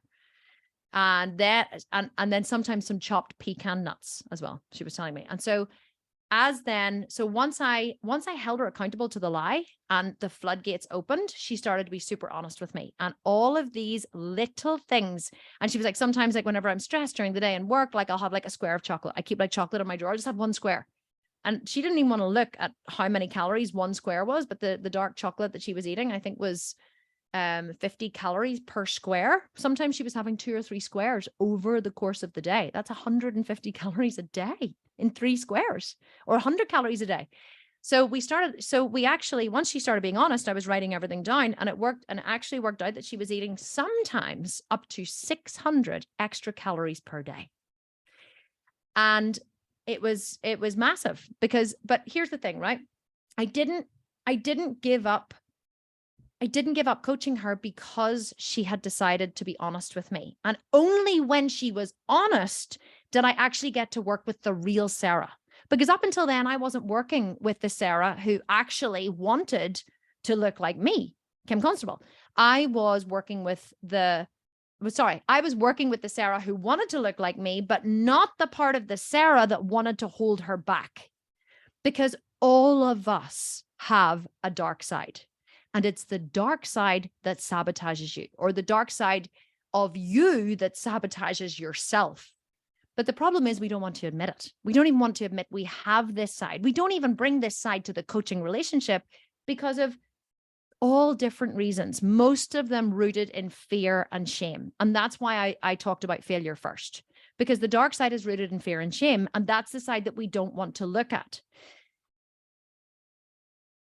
It's not socially acceptable. Our dark side, we don't believe is socially acceptable. That's the side that is greedy, the side that's lazy, the side that is unmotivated, the side that doesn't want to get out of bed in the morning. That is the side that is self-indulgent, the side that's messy. All of these behaviors, right, that we learned as children from society, meaning our family, our parents, our teachers, our aunts, our uncles, our grannies, because society teaches us the rules. Just like years ago, everyone had slaves. Not here in the UK, I don't think, but it's certainly in America, and I know in South Africa, everyone had slaves. Having a slave was socially acceptable until it wasn't, right? But it was society that dictated it was okay. Just like that's why people eat meat, because it's socially, people are like, oh my God, I'm sick and I love animals so much. Oh, I don't even want to look. Oh my God, I can't watch that movie where it shows the animals being in slaughterhouses because, oh my God, it makes me so upset. And then they're eating a big beef burger. You're like, we call this a disintegration. So, but that's like, it's socially acceptable to eat meat. That's why we eat it. We eat it because, well, we don't eat it. Most of us here are vegans, but I know 80% of people who buy my program are not vegetarian, even, by the way. No judgment. I'm not judging here. I'm just explaining why we do things. We do things because a lot of our decisions are based on the fact that it's socially acceptable to make those decisions. So it's socially acceptable to show the happy part of yourself and the tidy part of yourself and the clean part of yourself and the nice smelling part of yourself and the motivated part of yourself. Because when you're in school, you're punished. And by your parents, you're punished for being messy, being lazy, being loud, being obnoxious, talking back, swearing, like all of these behaviors that are very human, that are part of being human, are deemed socially unacceptable and they are punished. So we learn as little kids, oh, that's bad. Part of me is bad. But you know what? Still feels good to do that thing. Sometimes it feels good to swear or smoke or lie like a slovenly pig in your bed with mess all around you, or take an entire day watching Netflix, or become engrossed in a computer game, because computer games are fun when you're a child. And you don't know that they're not good for you. I don't believe they're not good for you, by the way. I've always let my kids have complete freedom with technology. But because the adults in our lives have deemed these things socially unacceptable and bad, you're punished for them. So you learn to pack them away and hide them. But what the adults in our lives don't realize is you cannot eradicate these behaviors from children. It may be more productive for them to be tidier, cleaner, less noisy, all of these things, if that's what they want in society, but it doesn't make them a better human. And you can't punish these parts out of children. When you punish children for being this way, you teach them to hide these parts of themselves.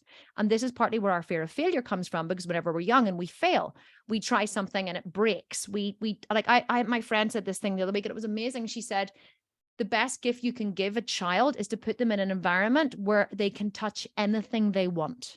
Because children want to touch everything. They want to touch everything, explore everything. Oh, what happens with this pen? What happens when you pull this apart? What happens when you break this? What happens when you stick this in your mouth? What happens when you draw on the wall? Right? You give a child a pen or you leave a pen lying somewhere around the house, you can bloody well think that they're going to explore that pen. But what parents do, they freak out. Oh my God, you broke the pen, you put down, you drilled my lovely walls, I've just had those painted. Like they have all these emotional reactions to a child being a child.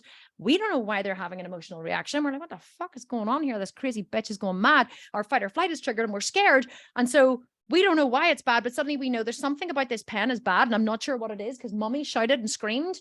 And it makes no sense to me because I'm 3, right? And I can't make cognitive sense of why my mom would be having an emotional reaction or why a wall is important or why the fact that it was just painted recently is even significant, because I don't have an understanding or a concept of money or time or value or decisions being made. I just have a pen and a white wall. And so when we're punished as little kids, we learn that behavior is bad, that something about that was failure and that was bad because it made me feel bad. So I'm going to pack that away and I'm not going to look at that again. And I'm going to put that scary part over there in the box and I'm going to keep it there and I'm never going to bring it out again, because God knows what happens when that comes out, because we as humans are stimulus response animals. I'm going to go a lot more into this tomorrow, right? And it's going to blow your mind, but that's basically what happens. And so what this does is it causes disintegration and it causes fear. And someone only lies when they're fearful. Lying always protects fear. So if someone ever lies to you, like how many times, and I was going to say I've done this with my kids, but I've never done this with my kids because I knew how bad this was before I had kids. How many times as a child, maybe, right? And this did happen to me as a child. How many times as a child did your parents say to you, now, tell me the truth. Was it you who broke the dish? I promise you I won't be mad. And you look at them and you think, do I believe her? But you're a tiny, loving, trusting little thing, and you don't really know about lying. And so you say, yes, mommy, it was me that broke the dish. And she goes, you bad child, bang, bang, bang. And suddenly she punishes the shit out of you. And you're like, and you're like, oh my God. And you're like, and you're punished for telling the truth. So what do you learn? Fucking better not do that again. Never falling for that trap again, because when you tell the truth, it's bloody sore. Or your mother goes, how dare you lie to me? Or your father, that's it. How dare you lie to me? Tell me the truth. How many times has someone stood in front of you and said, tell me the truth. Tell me the truth right now.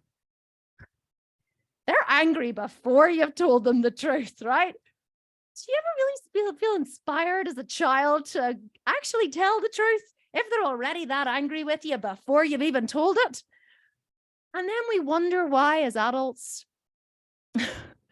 we can't go to the gym because there's lots of people in it. Or we keep eating food that we know we shouldn't eat, but it feels so good. Or we wonder why we're so fucked up. Or we look at other people and we go, I can't believe she would do that. Like it's incredible to me that people would make these decisions or people would do this in their lives. And we judge these other people for being so terrible, such terrible human beings. And we don't realize that the reason why people lie and people cheat and people steal and people make bad decisions for themselves, especially when there wasn't bad intent there, is because we learned as children to hide all of the bad impulses that we have. We hide them. We hide this part of ourselves from ourselves, which is even worse than hiding it from the outside world. Or sometimes we know we have it, and we know that we just want to lie in bed and watch Netflix, and we do it, but we feel bad for doing it. Like I have grown so much. I used to do this myself, guys, right? I got up at 4 a.m. 2 days last week to work on this masterclass because my brain was just like so full with all this stuff I wanted to teach. And I So I was awake in the morning and I was working, and I got up at 4 and I was working like a fiend, and I worked till about 8 o'clock when I had like a moment. And then my chef arrived, because I have a chef, and he brought me breakfast in bed. I was like, I love you. And so anyway, I ate my breakfast, and then I was like, I could go to the office, or I could just watch an episode of something on Netflix and just lie in bed. So I thought, yeah, that's what I'm going to do. So I pulled out Netflix, put on an episode of something I'm watching, and lay in bed. And then my housekeeper, Lorraine, arrived at about 8:30, and she came into the room, and I was lying with an AirPod in. I'm watching with my phone balanced on the bed. I'm lying in bed, all cozy and warm, watching Netflix. And she comes in, she was like, oh. And I took out the AirPod. She goes, sorry, are you watching something? I said, yeah. She goes, are you sick? And I said, no. And she went, are you okay? Why are you in bed? And I said, oh, I was up at 4 working. So I said, I was going to go to the office, but then I just thought, nah, fuck, I'm just going to lie here for an hour. I'm going to watch something before I go to the office. And she was like, good for you. So she starts chatting to me and moving around. And I had this awareness that a few years ago, before I did all of this deep personal work, I would have never wanted anyone to see me in bed. I would have heard Lorraine come in. I would have jumped out of bed. Oh God, I can't let her see me in bed. Oh my God, I can imagine if I'm the kind of person who's like in bed at 9 a.m. watching Netflix on a Tuesday. Like, definitely, that's not the part of myself that I want to see. I would have lied to people in my life about, I used to even feel like I had to justify in my own company, oh, well, I was like, but I've been up from 6 working. Yes, I know I'm going to ride my horses, but like, I've been up from 6 working, like justify to people why I'm making the decisions that I'm making, because in some way I believe that they're bad. Okay. And so this is the dark side. This is the side of ourselves that we deny, that we hide. And instead of hiding it, what we need to do is we need to bring it into the light. Because this key to your success and the key to overcoming self-sabotage doesn't lie over here in the motivated part of yourself. The key to overcoming this lies over here in the unmotivated part of yourself, the part of yourself that you don't want to look at. But Jordan Peterson always says, let me see if I can get it right. He says that which you most need to learn will be found where you least want to look. That which you most need to learn will be found where you least want to look. If you want to really overcome self-sabotage and you want to be successful, you have to you have to be like, interesting. Why would I want to jump out of bed? And sometimes you'll do it and you'll jump out of bed and be like, oh, fuck, no, Lorraine, oh yeah, hi, no. And pretend like you weren't in bed watching Netflix. But you have to get really good with the self-awareness and go, that's so interesting. Why did I feel the urge to hide from my housekeeper, who I employ, the fact that I wanted to take an hour in bed in the morning? Why was it even bad for me to want to take an hour in bed in the morning? What part of me wants to judge myself for nourishing myself, for, giving myself some grace? Like, what part of me doesn't want to recognize that resting is just as important as working, especially when you're doing this kind of work and putting together this kind of teaching, which requires an enormous amount of thought? Why would I judge myself for that? Where's the failure? Is it a physical failure or is it an emotional failure? And at this point, it would have been an emotional failure. Okay. So why do we have these emotional failures? Well, they're called disintegrations. Okay. Someone is said to be integrated when their behavior matches their beliefs. What does this mean? Well, I personally believe that lying is bad. Okay. Who here believes lying is bad? Put up your hand. Yeah. Okay. Who here lies? You get you're all like, oh yeah, I lie. Like, I mean, you're like, oh no, I never lie. Ever told your friend that her butt looked fine when it really looked massive in that outfit? That's a lie. Ever got caught in the moment and your husband like, how much did you spend on that? And you're like, it was like $20 and it was like 50. But like, you're caught in the moment and you lie in the moment and you're like, shit. Afterwards, now I've lied. Okay. We all believe that lying is bad, but yet we all lie. That's a sign of a disintegration. I can't remember the last time I told a lie. And I'm very, very, very proud of that fact, because that's why this episode, or that's why this module is called Radical Honesty, because in order to be able to achieve your goals and to become whole or integrated, you have to look for all of these areas of dishonesty within yourself so that you can work to overcome them. Anytime a person acts in a way that does not match their beliefs, it points to a disintegration. If you want to truly transform, you must seek to become whole or integrated. And the path to doing this is to embrace your dark side. One more story. It'll take me a couple of minutes. Are you guys all good? Give me a nod if you're good here. Still enjoying this? Yes? Okay. because I know this has gone on long, but I really wanted to make it worth your while. So just a story very quickly of what a disintegration looks like in reality. So whenever I first became vegetarian, I didn't become vegetarian for the animals. I became vegetarian because I was friends with a woman who I had started like NLP training. I was flying back and forth to America, and I was studying Ericksonian therapy and Jung therapy and Jung theories and NLP and lots of different, personal development theories. So it's not like, whenever I say I'm not a registered therapist, but I have spent the last 20 years working in this area. And also I did start running courses. Like before I met my husband, got married, I was running all these different programs based around NLP in Northern Ireland. So I do have a lot of training in this area, as I hope you can tell. So anyway, I had started this company, this NLP company, with a friend of mine, a girl who I'd met, who had invited me into the company. And she was like, she was part of the company, and she was super successful, and she had loads of money, and she was really successful in her own right. And I wanted to be like her, right? And so she was vegetarian, and all of the top level people in the company were vegetarian. And they were vegetarian because they believed that, well, for whatever their beliefs were, basically the amount of effort that goes into feeding one cow for meat could feed 2,000 hungry people.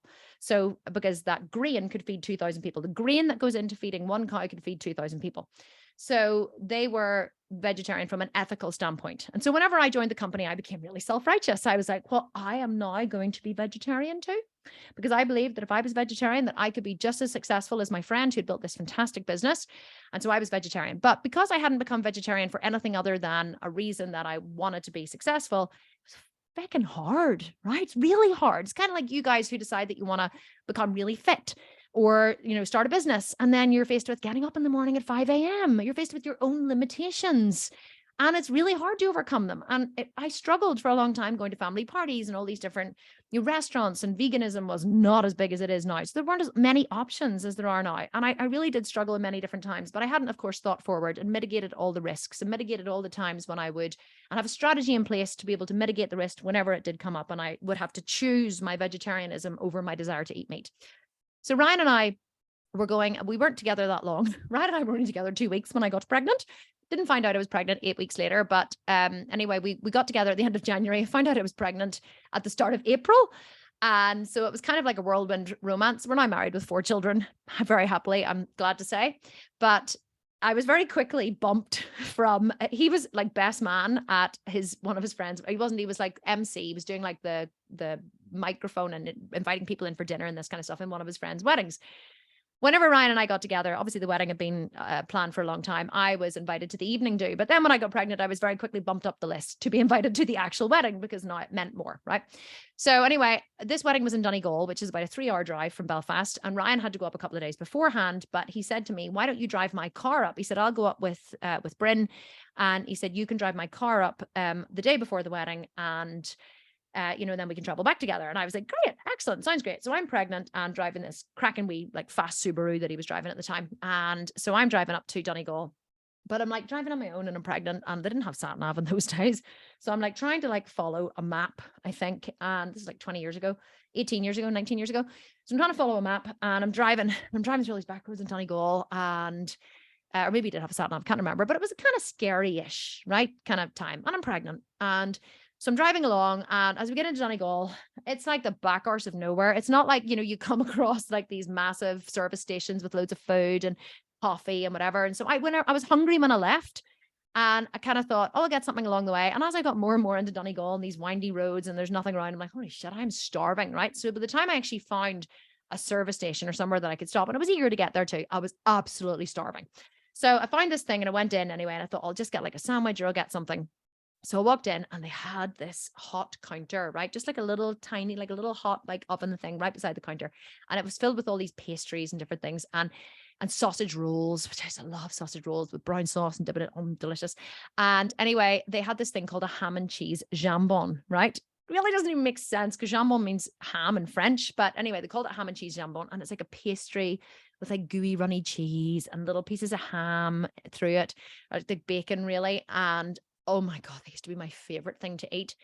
And I was standing in the service station looking at these going, oh my God, Like in that moment, I felt the pain of not being able to eat.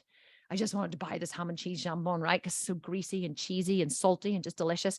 And so I'm standing in the petrol station, and now I'm faced with my value of vegetarianism, which I have decided is the kind of person I'm going to be, but it's not really a part of me yet, right? It's who I'm striving to be. Just like whenever you're striving for a fitness goal or striving to build a business or striving for a big goal, right? You're not that person because you've decided you're going to be.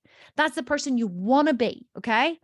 It's just like a vision you have in your mind, and you're working every day to get there, but you're not there yet. So I have this side of my crack, if you like, which is the vegetarian Kim, the self-righteous Kim, the successful Kim, the Kim that does not eat animals because she has a higher value of saving humanity, right? That's my higher value versus pregnant, hungry, satiative, loves bacon, right? And I'm alone. There's nobody there. Like, had Ryan been with me, I would have been like, oh, no. I can't eat bacon because I'm vegetarian. But like, it's worse. I'm alone. Not only am I alone, I'm in Donegal. I'm miles away from home. Nobody's going to know. So I stood there and I was like, will I, won't I? Will I, won't I? Will I, won't I? Will I, won't I? Will I, won't I? I was like, can I have a ham and cheese jambon, please? This guy's like looking at me behind the counter going, this girl's a bit weird. So anyway, I think I didn't even get one. I think I got two, right? I'm like, in for a penny, in for a pound, right? Give me two. Yep, two of them.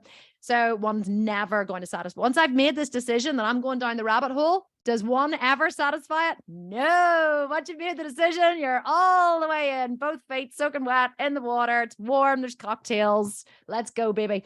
So two of them get in the car. And I sat there, and it was like, I needed this to disappear as fast as possible. I needed the evidence of my breaking my vegetarianism to disappear as fast as possible, because if I can't see it, it didn't really happen. So I'm like, one gone, next one out. And then I looked out of the car and I'm like, fuck, there's crumbs everywhere. Ryan's going to know. Because they were so flaky pastry. So I was like, shit, what am I going to do? So back into the garage. Can I have a token, please, for the vacuum cleaner? I swear to God, this is how far I went to cover this up. I went and drove the car over to the vacuum cleaner at the petrol station.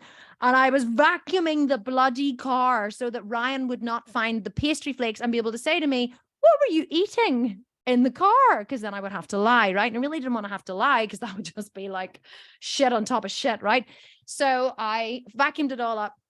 And we got there, and this secret, like, I can't even tell you, the secret of the shame I felt for eating the bacon haunted me for years. I genuinely think it was years before I told anyone this story, because I was so ashamed of what I had done.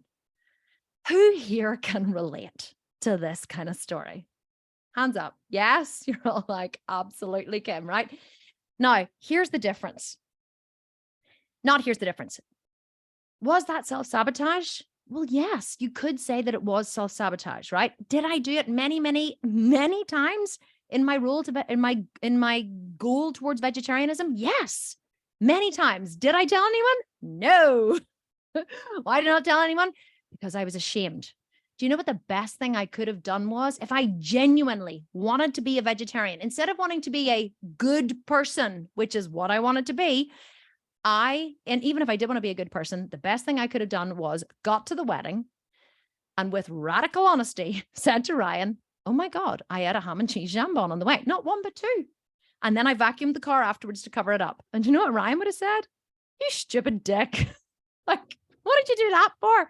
So what if you wanted to eat bacon? Like, he ate meat at the time. He wasn't vegetarian. He wasn't going to judge me, but I was judging me. And so I was terrified that Ryan would judge me. So I hid that part of myself. The reason why we hide these parts of ourselves is because we're judging ourselves. The only way to bring the darkness into the light is radical honesty, is to practice radical honesty. See all of those fears that you have, see all of those little dark parts of yourself, see all of those dirty little secrets that you keep. I want you to start bringing them into the light, because those are the secret to transformation. That is how you're going to overcome self-sabotage. All of the self-sabotaging behaviors that you have are because You're hiding a part of yourself that you don't like. And the only way to stop hiding it is to start being honest about it. Because you know what happens when you're honest about it? Sometimes we're not honest about it because we're fearful of people's reactions. And it would be wrong of me to sit here and say, if you're honest, the most amazing things happen. And like everybody laughs and they say how silly you are. That doesn't always happen. Sometimes if you're honest, the bad thing that you think will happen does happen. Sometimes the person is angry. Sometimes you are judged. Sometimes you are punished, right? But over time, you begin to understand that nothing happens when someone is angry or you're judged or you're punished. Or sometimes now, of course, the caveat to this would be if you were in an abusive relationship or something, right? We're not talking about those extreme cases. Like sometimes if you're super honest and you're in an abusive relationship, then it can be very, very, very detrimental. So we're not talking about those cases. We're talking about for most people who are scared of being honest because they think the bad thing will happen. Quite often when you start to practice this, you realize that either the bad thing you thought would happen doesn't actually happen, or the bad thing does happen, but you get the data that actually it's okay. And once the bad thing happens and the person gets angry, the anger goes away and nothing happens. See, when I stop wanting to risk offending people, I don't worry about offending anyone now. I just speak my truth. And if someone's offended because of the truth I've spoken and they can't handle it, I'm never rude. I'm never angry about it. I'm never punishing, but I am direct and I am honest. And one thing people will always say about me is, with Kim Constable, she will always be direct with you. You never, ever, ever will have to worry about where you stand with her because Kim will always tell you. And I will be gentle with it, but I will be direct. And amazing things happens whenever you take this on as a practice. And this is something I decided to do years ago. It wasn't something that just happened to me as I became successful. I became successful because I decided to do this. I decided to look for every single area where I lied to myself or to others, every single area where I hid something, every single area where I wasn't honest with myself or others. And I started to practice radical honesty, and my entire life transformed. And that is the first way that you guys are going to overcome self-sabotage. Now, I have an exercise for you. I know we've gone really long. We've been on for nearly 2 hours. I'm going to read the exercises that we have. We're going to upload the PDF into the group. Laura's going to do it immediately the call ends, so you guys can download it and then you can go through this exercise for yourself. I want you to go through this exercise for tomorrow. Nothing will happen if you don't do it. It's just a personal exercise. But I want you to understand that we're going to start building like a foundational block. Tomorrow is going to be a different subject, which is going to build on this one. The next day is going to be a different subject, which is going to build on that one. Tomorrow is called Dr. Jekyll and Mr. Hyde. We're going to go more into about disintegrations. The third day is all about commitment to reality. And day 4 is all about values, right? About understanding why you do what you do and having a consistent plan to overcome it. So here's the honesty exercise. You ready? And again, you don't need to write this down because we're going to give you a PDF. So number 1, write down an area in your life where either you lied to someone else or you lied to yourself. One area. I know you're an overachiever and you're like, well, I can think of 10. We don't want 10. We just want 1. Okay. 1. Perfect it with 1. An example. These are all true stories, by the way. Last week, I spent a lot of money on a new piece of clothing. My husband asked me how much it cost, and I lied to him and said it cost less than I did. And I've written true story, LOL. So there was once I remember I went shopping and I saw this jacket that I really wanted, and it was like £700. And I was like, oh my God, kill me. This is before I was earning my own money. Ryan will kill me if I spend this. Ryan will kill me. And I had it on, I had it off, I had it on. The woman in the shop was, oh, it looks so lovely. And I was too scared to admit to the woman in the shop that I couldn't afford it. And if I had just practiced radical honesty and said, if I buy this, my husband is going to kill me, probably I could have made a better decision, but I was pretending to her that I had the money to buy it. And I was pretending to myself that Ryan wasn't going to be angry. And so I made a decision based in fear. And then when Ryan said to me, how much did it cost? I was like, oh yeah, not much. Of course, he came back to bite me in the ass because he was able to see the bank statement. Not good. Okay. What discomfort were you trying to avoid, or what fear were you trying to protect by lying? Example, I didn't want my husband to get angry at me or think less of me for wanting to spend this much money. But really, I just wanted the jacket. So I lied to him so I could avoid his reaction. You've spent how much? I hate conflict in general, and I don't like it when people are mad at me. It scares me, so I avoid this as much as possible. Question number 3. Now that you're aware of this behavior, what steps can you take to overcome it? And this is an exercise you can practice every single day in your life. Example, I can actively look for areas in my life where I avoid conflict and choose not to. Next time I feel the urge to lie or accommodate someone, I can pause, take a deep breath, and speak my truth. Or if I lie in the moment and then catch myself after I have lied, I can think deeply about what caused me to lie and then admit the lie to the other person, explaining my reasoning. How many times have we done this? The times that I can think in the last couple of years that I have lied have been in the moment when someone has asked me a question. Did you do this? And I'm like, no, I didn't. And it's funny. I've lied before I've even caught myself, before I've even, like, the lie's been out of my mouth before I've even become aware of the fact that I'm lying. Usually with Ryan or my kids, I can think of one example where my son asked me, did you tell Evan's mom that such and such, whatever? And I was like, no, I didn't. And I totally did, but I didn't want him to know and whatever. And then I was like, fuck, why did I lie? And it sat with me for about, I think it was probably the next day when I admitted to him, and I went to him and I said, I have something to tell you. And these are the most freeing words that you could ever speak in your entire life. I said, I told you a lie yesterday. And he said, I know you did. I said, how do you know? And he said, because such and such told me that his mom told me that you said this, whatever. And I was like, I'm so sorry. I said, all I can say is I want to tell you what actually happened, and I'm going to look at the fact. I want to tell you why I lied and what I was scared of. So after I had evaluated it for myself and I evaluated why I told the lie and what I was afraid of, because lies always cover up fear, I was just honest with my son about why I had lied. And he said, it's okay. I totally understand. And thank you for coming clean. It's gone. Like, all you can do when you lie is work out what was the fear. And then you can go and look at the fear, but lying is always protective in nature, and fear is protective in nature. So I'm going to ask in a minute if somebody wants to run through these questions with me. But just before I do that, to sum up, I've written here a note to finish on. The funny thing about lying is that we do it in the moment to protect ourselves or protect our self-image. But after we have lied, we usually feel worse because we have breached our own ethics. You always feel worse after you've lied. The pain you feel by telling the truth can be harsh, but it is usually short-lived. However, the pain of breaching your own ethics never leaves you. It literally takes apart your conscience when you lie. And our conscience is our Geiger counter for what is good and bad in the world. The only way to avoid the pain of breaching your own ethics is to stuff it down, usually with something like food, alcohol, drugs, shopping, or gambling. All these things are a way to discharge pain. When you start to lead a more integrated life and tell the truth, it can become more difficult in some ways, but it will always be much more fulfilling in the long run.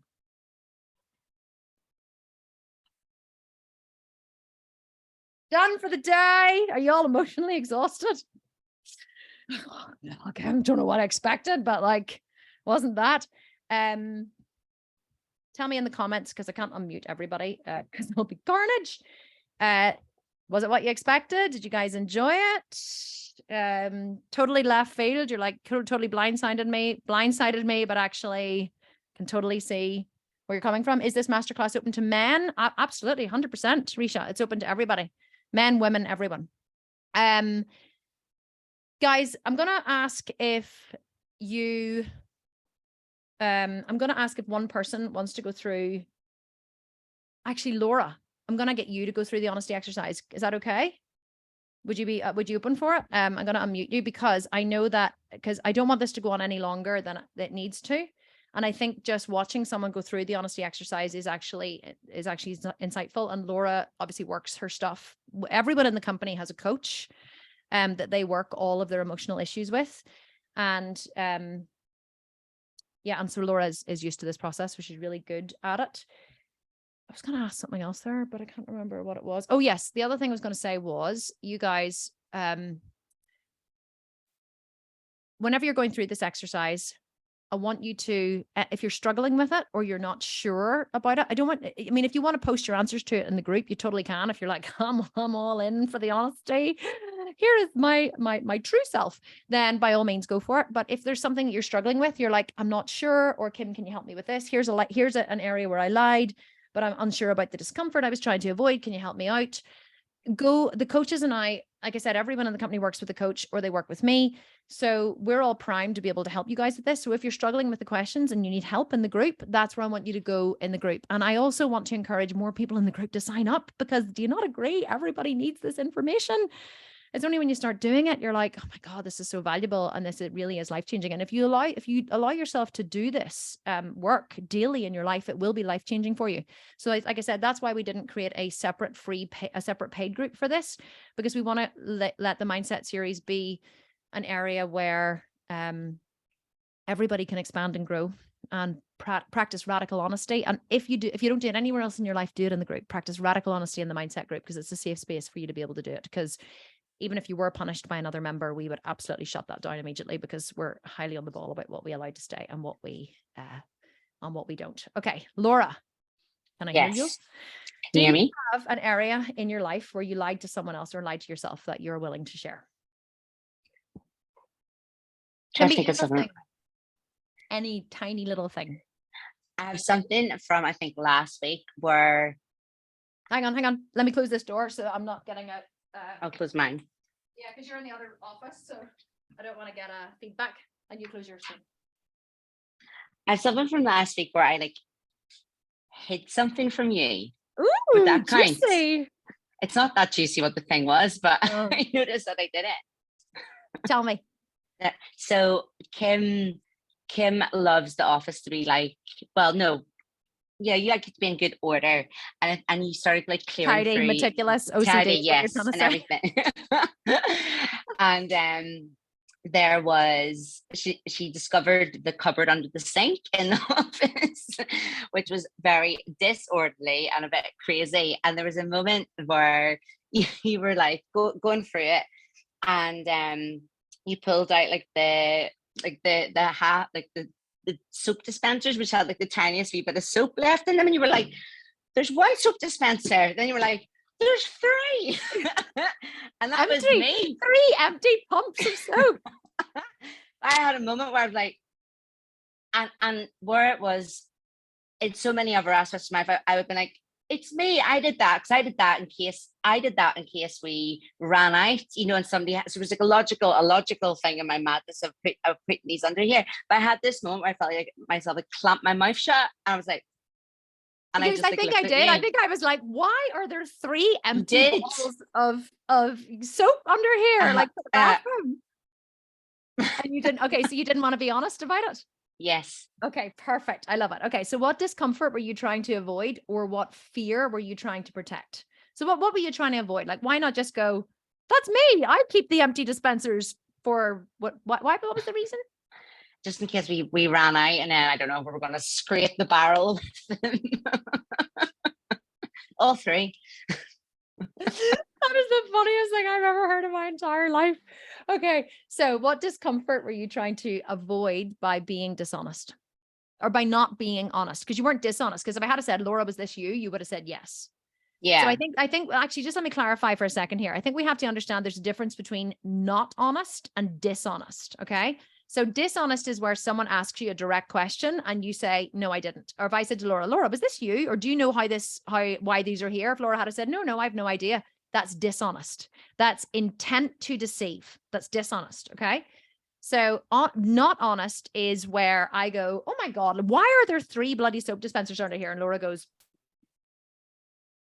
it's a rhetorical question, really. I didn't ask it directly, but Laura could have spoken up and said she did, but so she was not honest in that moment. Yeah. So why were you not honest? What discomfort were you trying to avoid?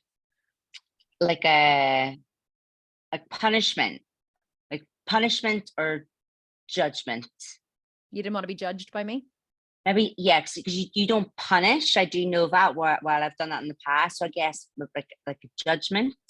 Yeah. So I could have been like, oh my God, what kind of person leaves 3? But I definitely was in a state at that moment. I was like, yes, I was in a state, as in I was in a motivated state. I was like, why are there 3? I was like, oh my God, there are 3 things of dishwashing liquid here. Half full. Okay, what is this? Why do we need this? Throw this in the bin. Why is this here? I was very much in what could have appeared to have been a judgmental state, but it was more like a motivated state to to indulge my OCD in that moment. I think I took it as even more of it could be punished,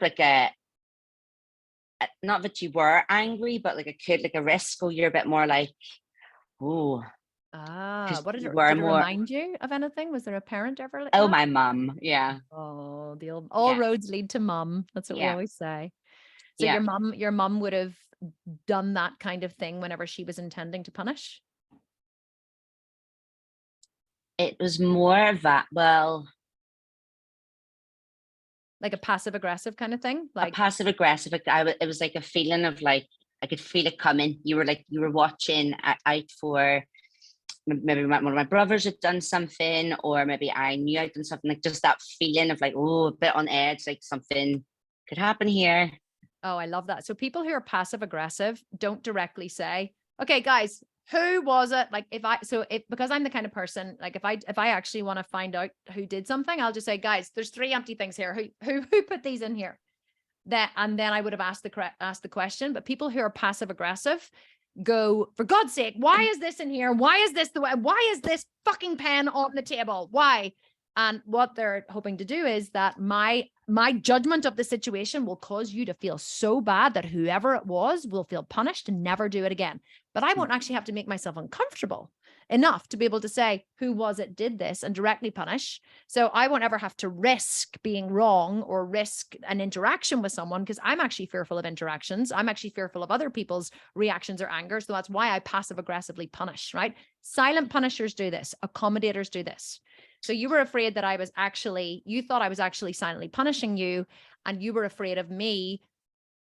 You were afraid of saying it was me, in case in your logical mind, it doesn't make sense, but in your viscera, it probably felt like I would have turned on you and gone, why the hell did you do this? Like, what kind of a person puts 3 half empty bottles of soap back in the cupboard? Yeah. Yeah. So you were trying to avoid the discomfort of being judged. Yes. Love it. Okay. Now that you're aware of this behavior, what steps can you take to overcome it? So just to break it down. So the actual situation was, I saw Kim acting in a certain way, and I thought and I felt judged. Okay. So this thing happened and I felt judged. Was I judging you? No. No. Okay. You now know that I wasn't judging. You probably knew it at the time, still wasn't judging. Yeah. You. So in the future, if this ever happens, where this situation happens and you feel judged, what can you do? Let's generate options. Yeah. Well, I can be honest to get the reaction, because it's a lack of data, I guess, with experience. Right. You could test your hypothesis. Yeah. You could say, okay, I'm feeling judged. I'm feeling like Kim's intent is to punish. I wonder, is it? Yeah. So I could risk saying, actually, it was me, and see what happens. Yeah. That's called testing your hypothesis, right? So quite often we think but we make it mean, I'd love to teach you guys projection. So I see Kim acting in a certain way, and that means that she's judging me, right? Yeah. That's based on fear. Whenever we go, okay, hang on, I'm scared that she's judging me, which means that there actually could be other possibilities I'm not seeing. So let me ask her, is she angry? That's another possibility. You could have said, Kim, you seem a little angry. Are you? Or am I just making it up? Yeah. And I would have been like, no, I'm not angry at all. Oh my God, I'm so sorry. I'm just like in a motivated state. I'm just like indulging my OCD. So that's 2 options we have so far. Can you think of any others?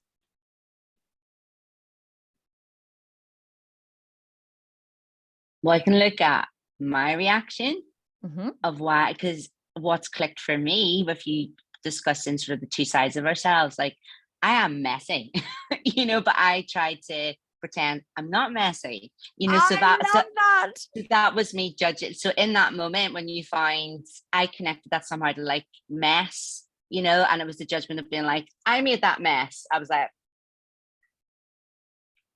because I want you to think I'm this really tidy, organized person.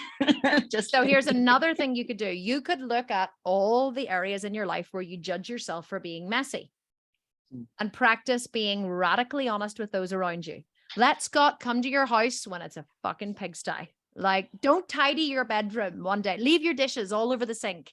Like, test what happens when you just indulge this messy side of yourself. How does it feel? How do people react? Like, dig into the messy side rather than denying it. Look at all the ways that you're messy and maybe play around with it for a while. Be messy. Like, go over to that side of your crack and hang out there for a while and see what comes up. It feels like uncomfortable at the I'm sure it moment. does. Yeah. But And also, it's the thing, sorry, it I feels judge him uncomfortable. the most on. Yeah, it feels uncomfortable because it's a lack of data, because you're scared that if you're messy and someone sees it, the bad thing will happen. But what I'm encouraging you to do is go and be messy and see, and be messy in front of other people and see, does the bad thing happen? Does that make sense? So you're trying to hide that part of yourself because you're afraid the bad thing might happen. But what if you went and hung out in that side of your crack for a while and practiced being messy and then waited to see, does the bad thing happen? Does anyone comment? Do you get punished? Do you get, judged or whatever? Just like me, whenever Lorraine came in and found me in bed, I could have like jumped out of bed and, and pretended that I wasn't if I wanted to. But whenever Lorraine came in, we actually ended up having like a really good chat because we never see each other anymore because we're always like passing like ships in the night. And I love, Lorraine's my housekeeper. She's like the second mom to my kids. So because I had chosen to stay in bed, not only did Lorraine not judge me, we ended up having a really lovely interaction because of it. So not only did the bad thing not happen, an amazing thing happened and good came out of it. Does this make sense, guys? Are you seeing what can happen? I want to encourage all of you to literally live on the other side of your crack. Test it out. What happens if you're lazy, unmotivated, eat the cheesecake, eat the pizza, stay in bed?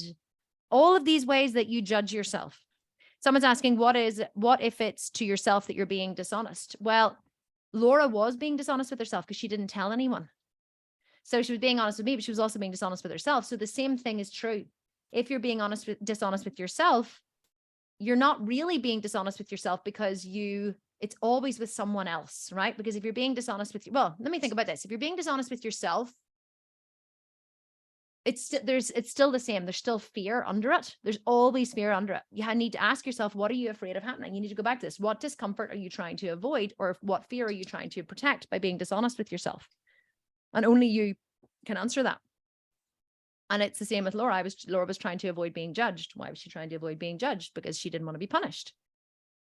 Well, what steps can she overtake in future? Well, I can see, do I actually get punished or judged? I'm not sure. Let me practice being honest in the future and see what happens.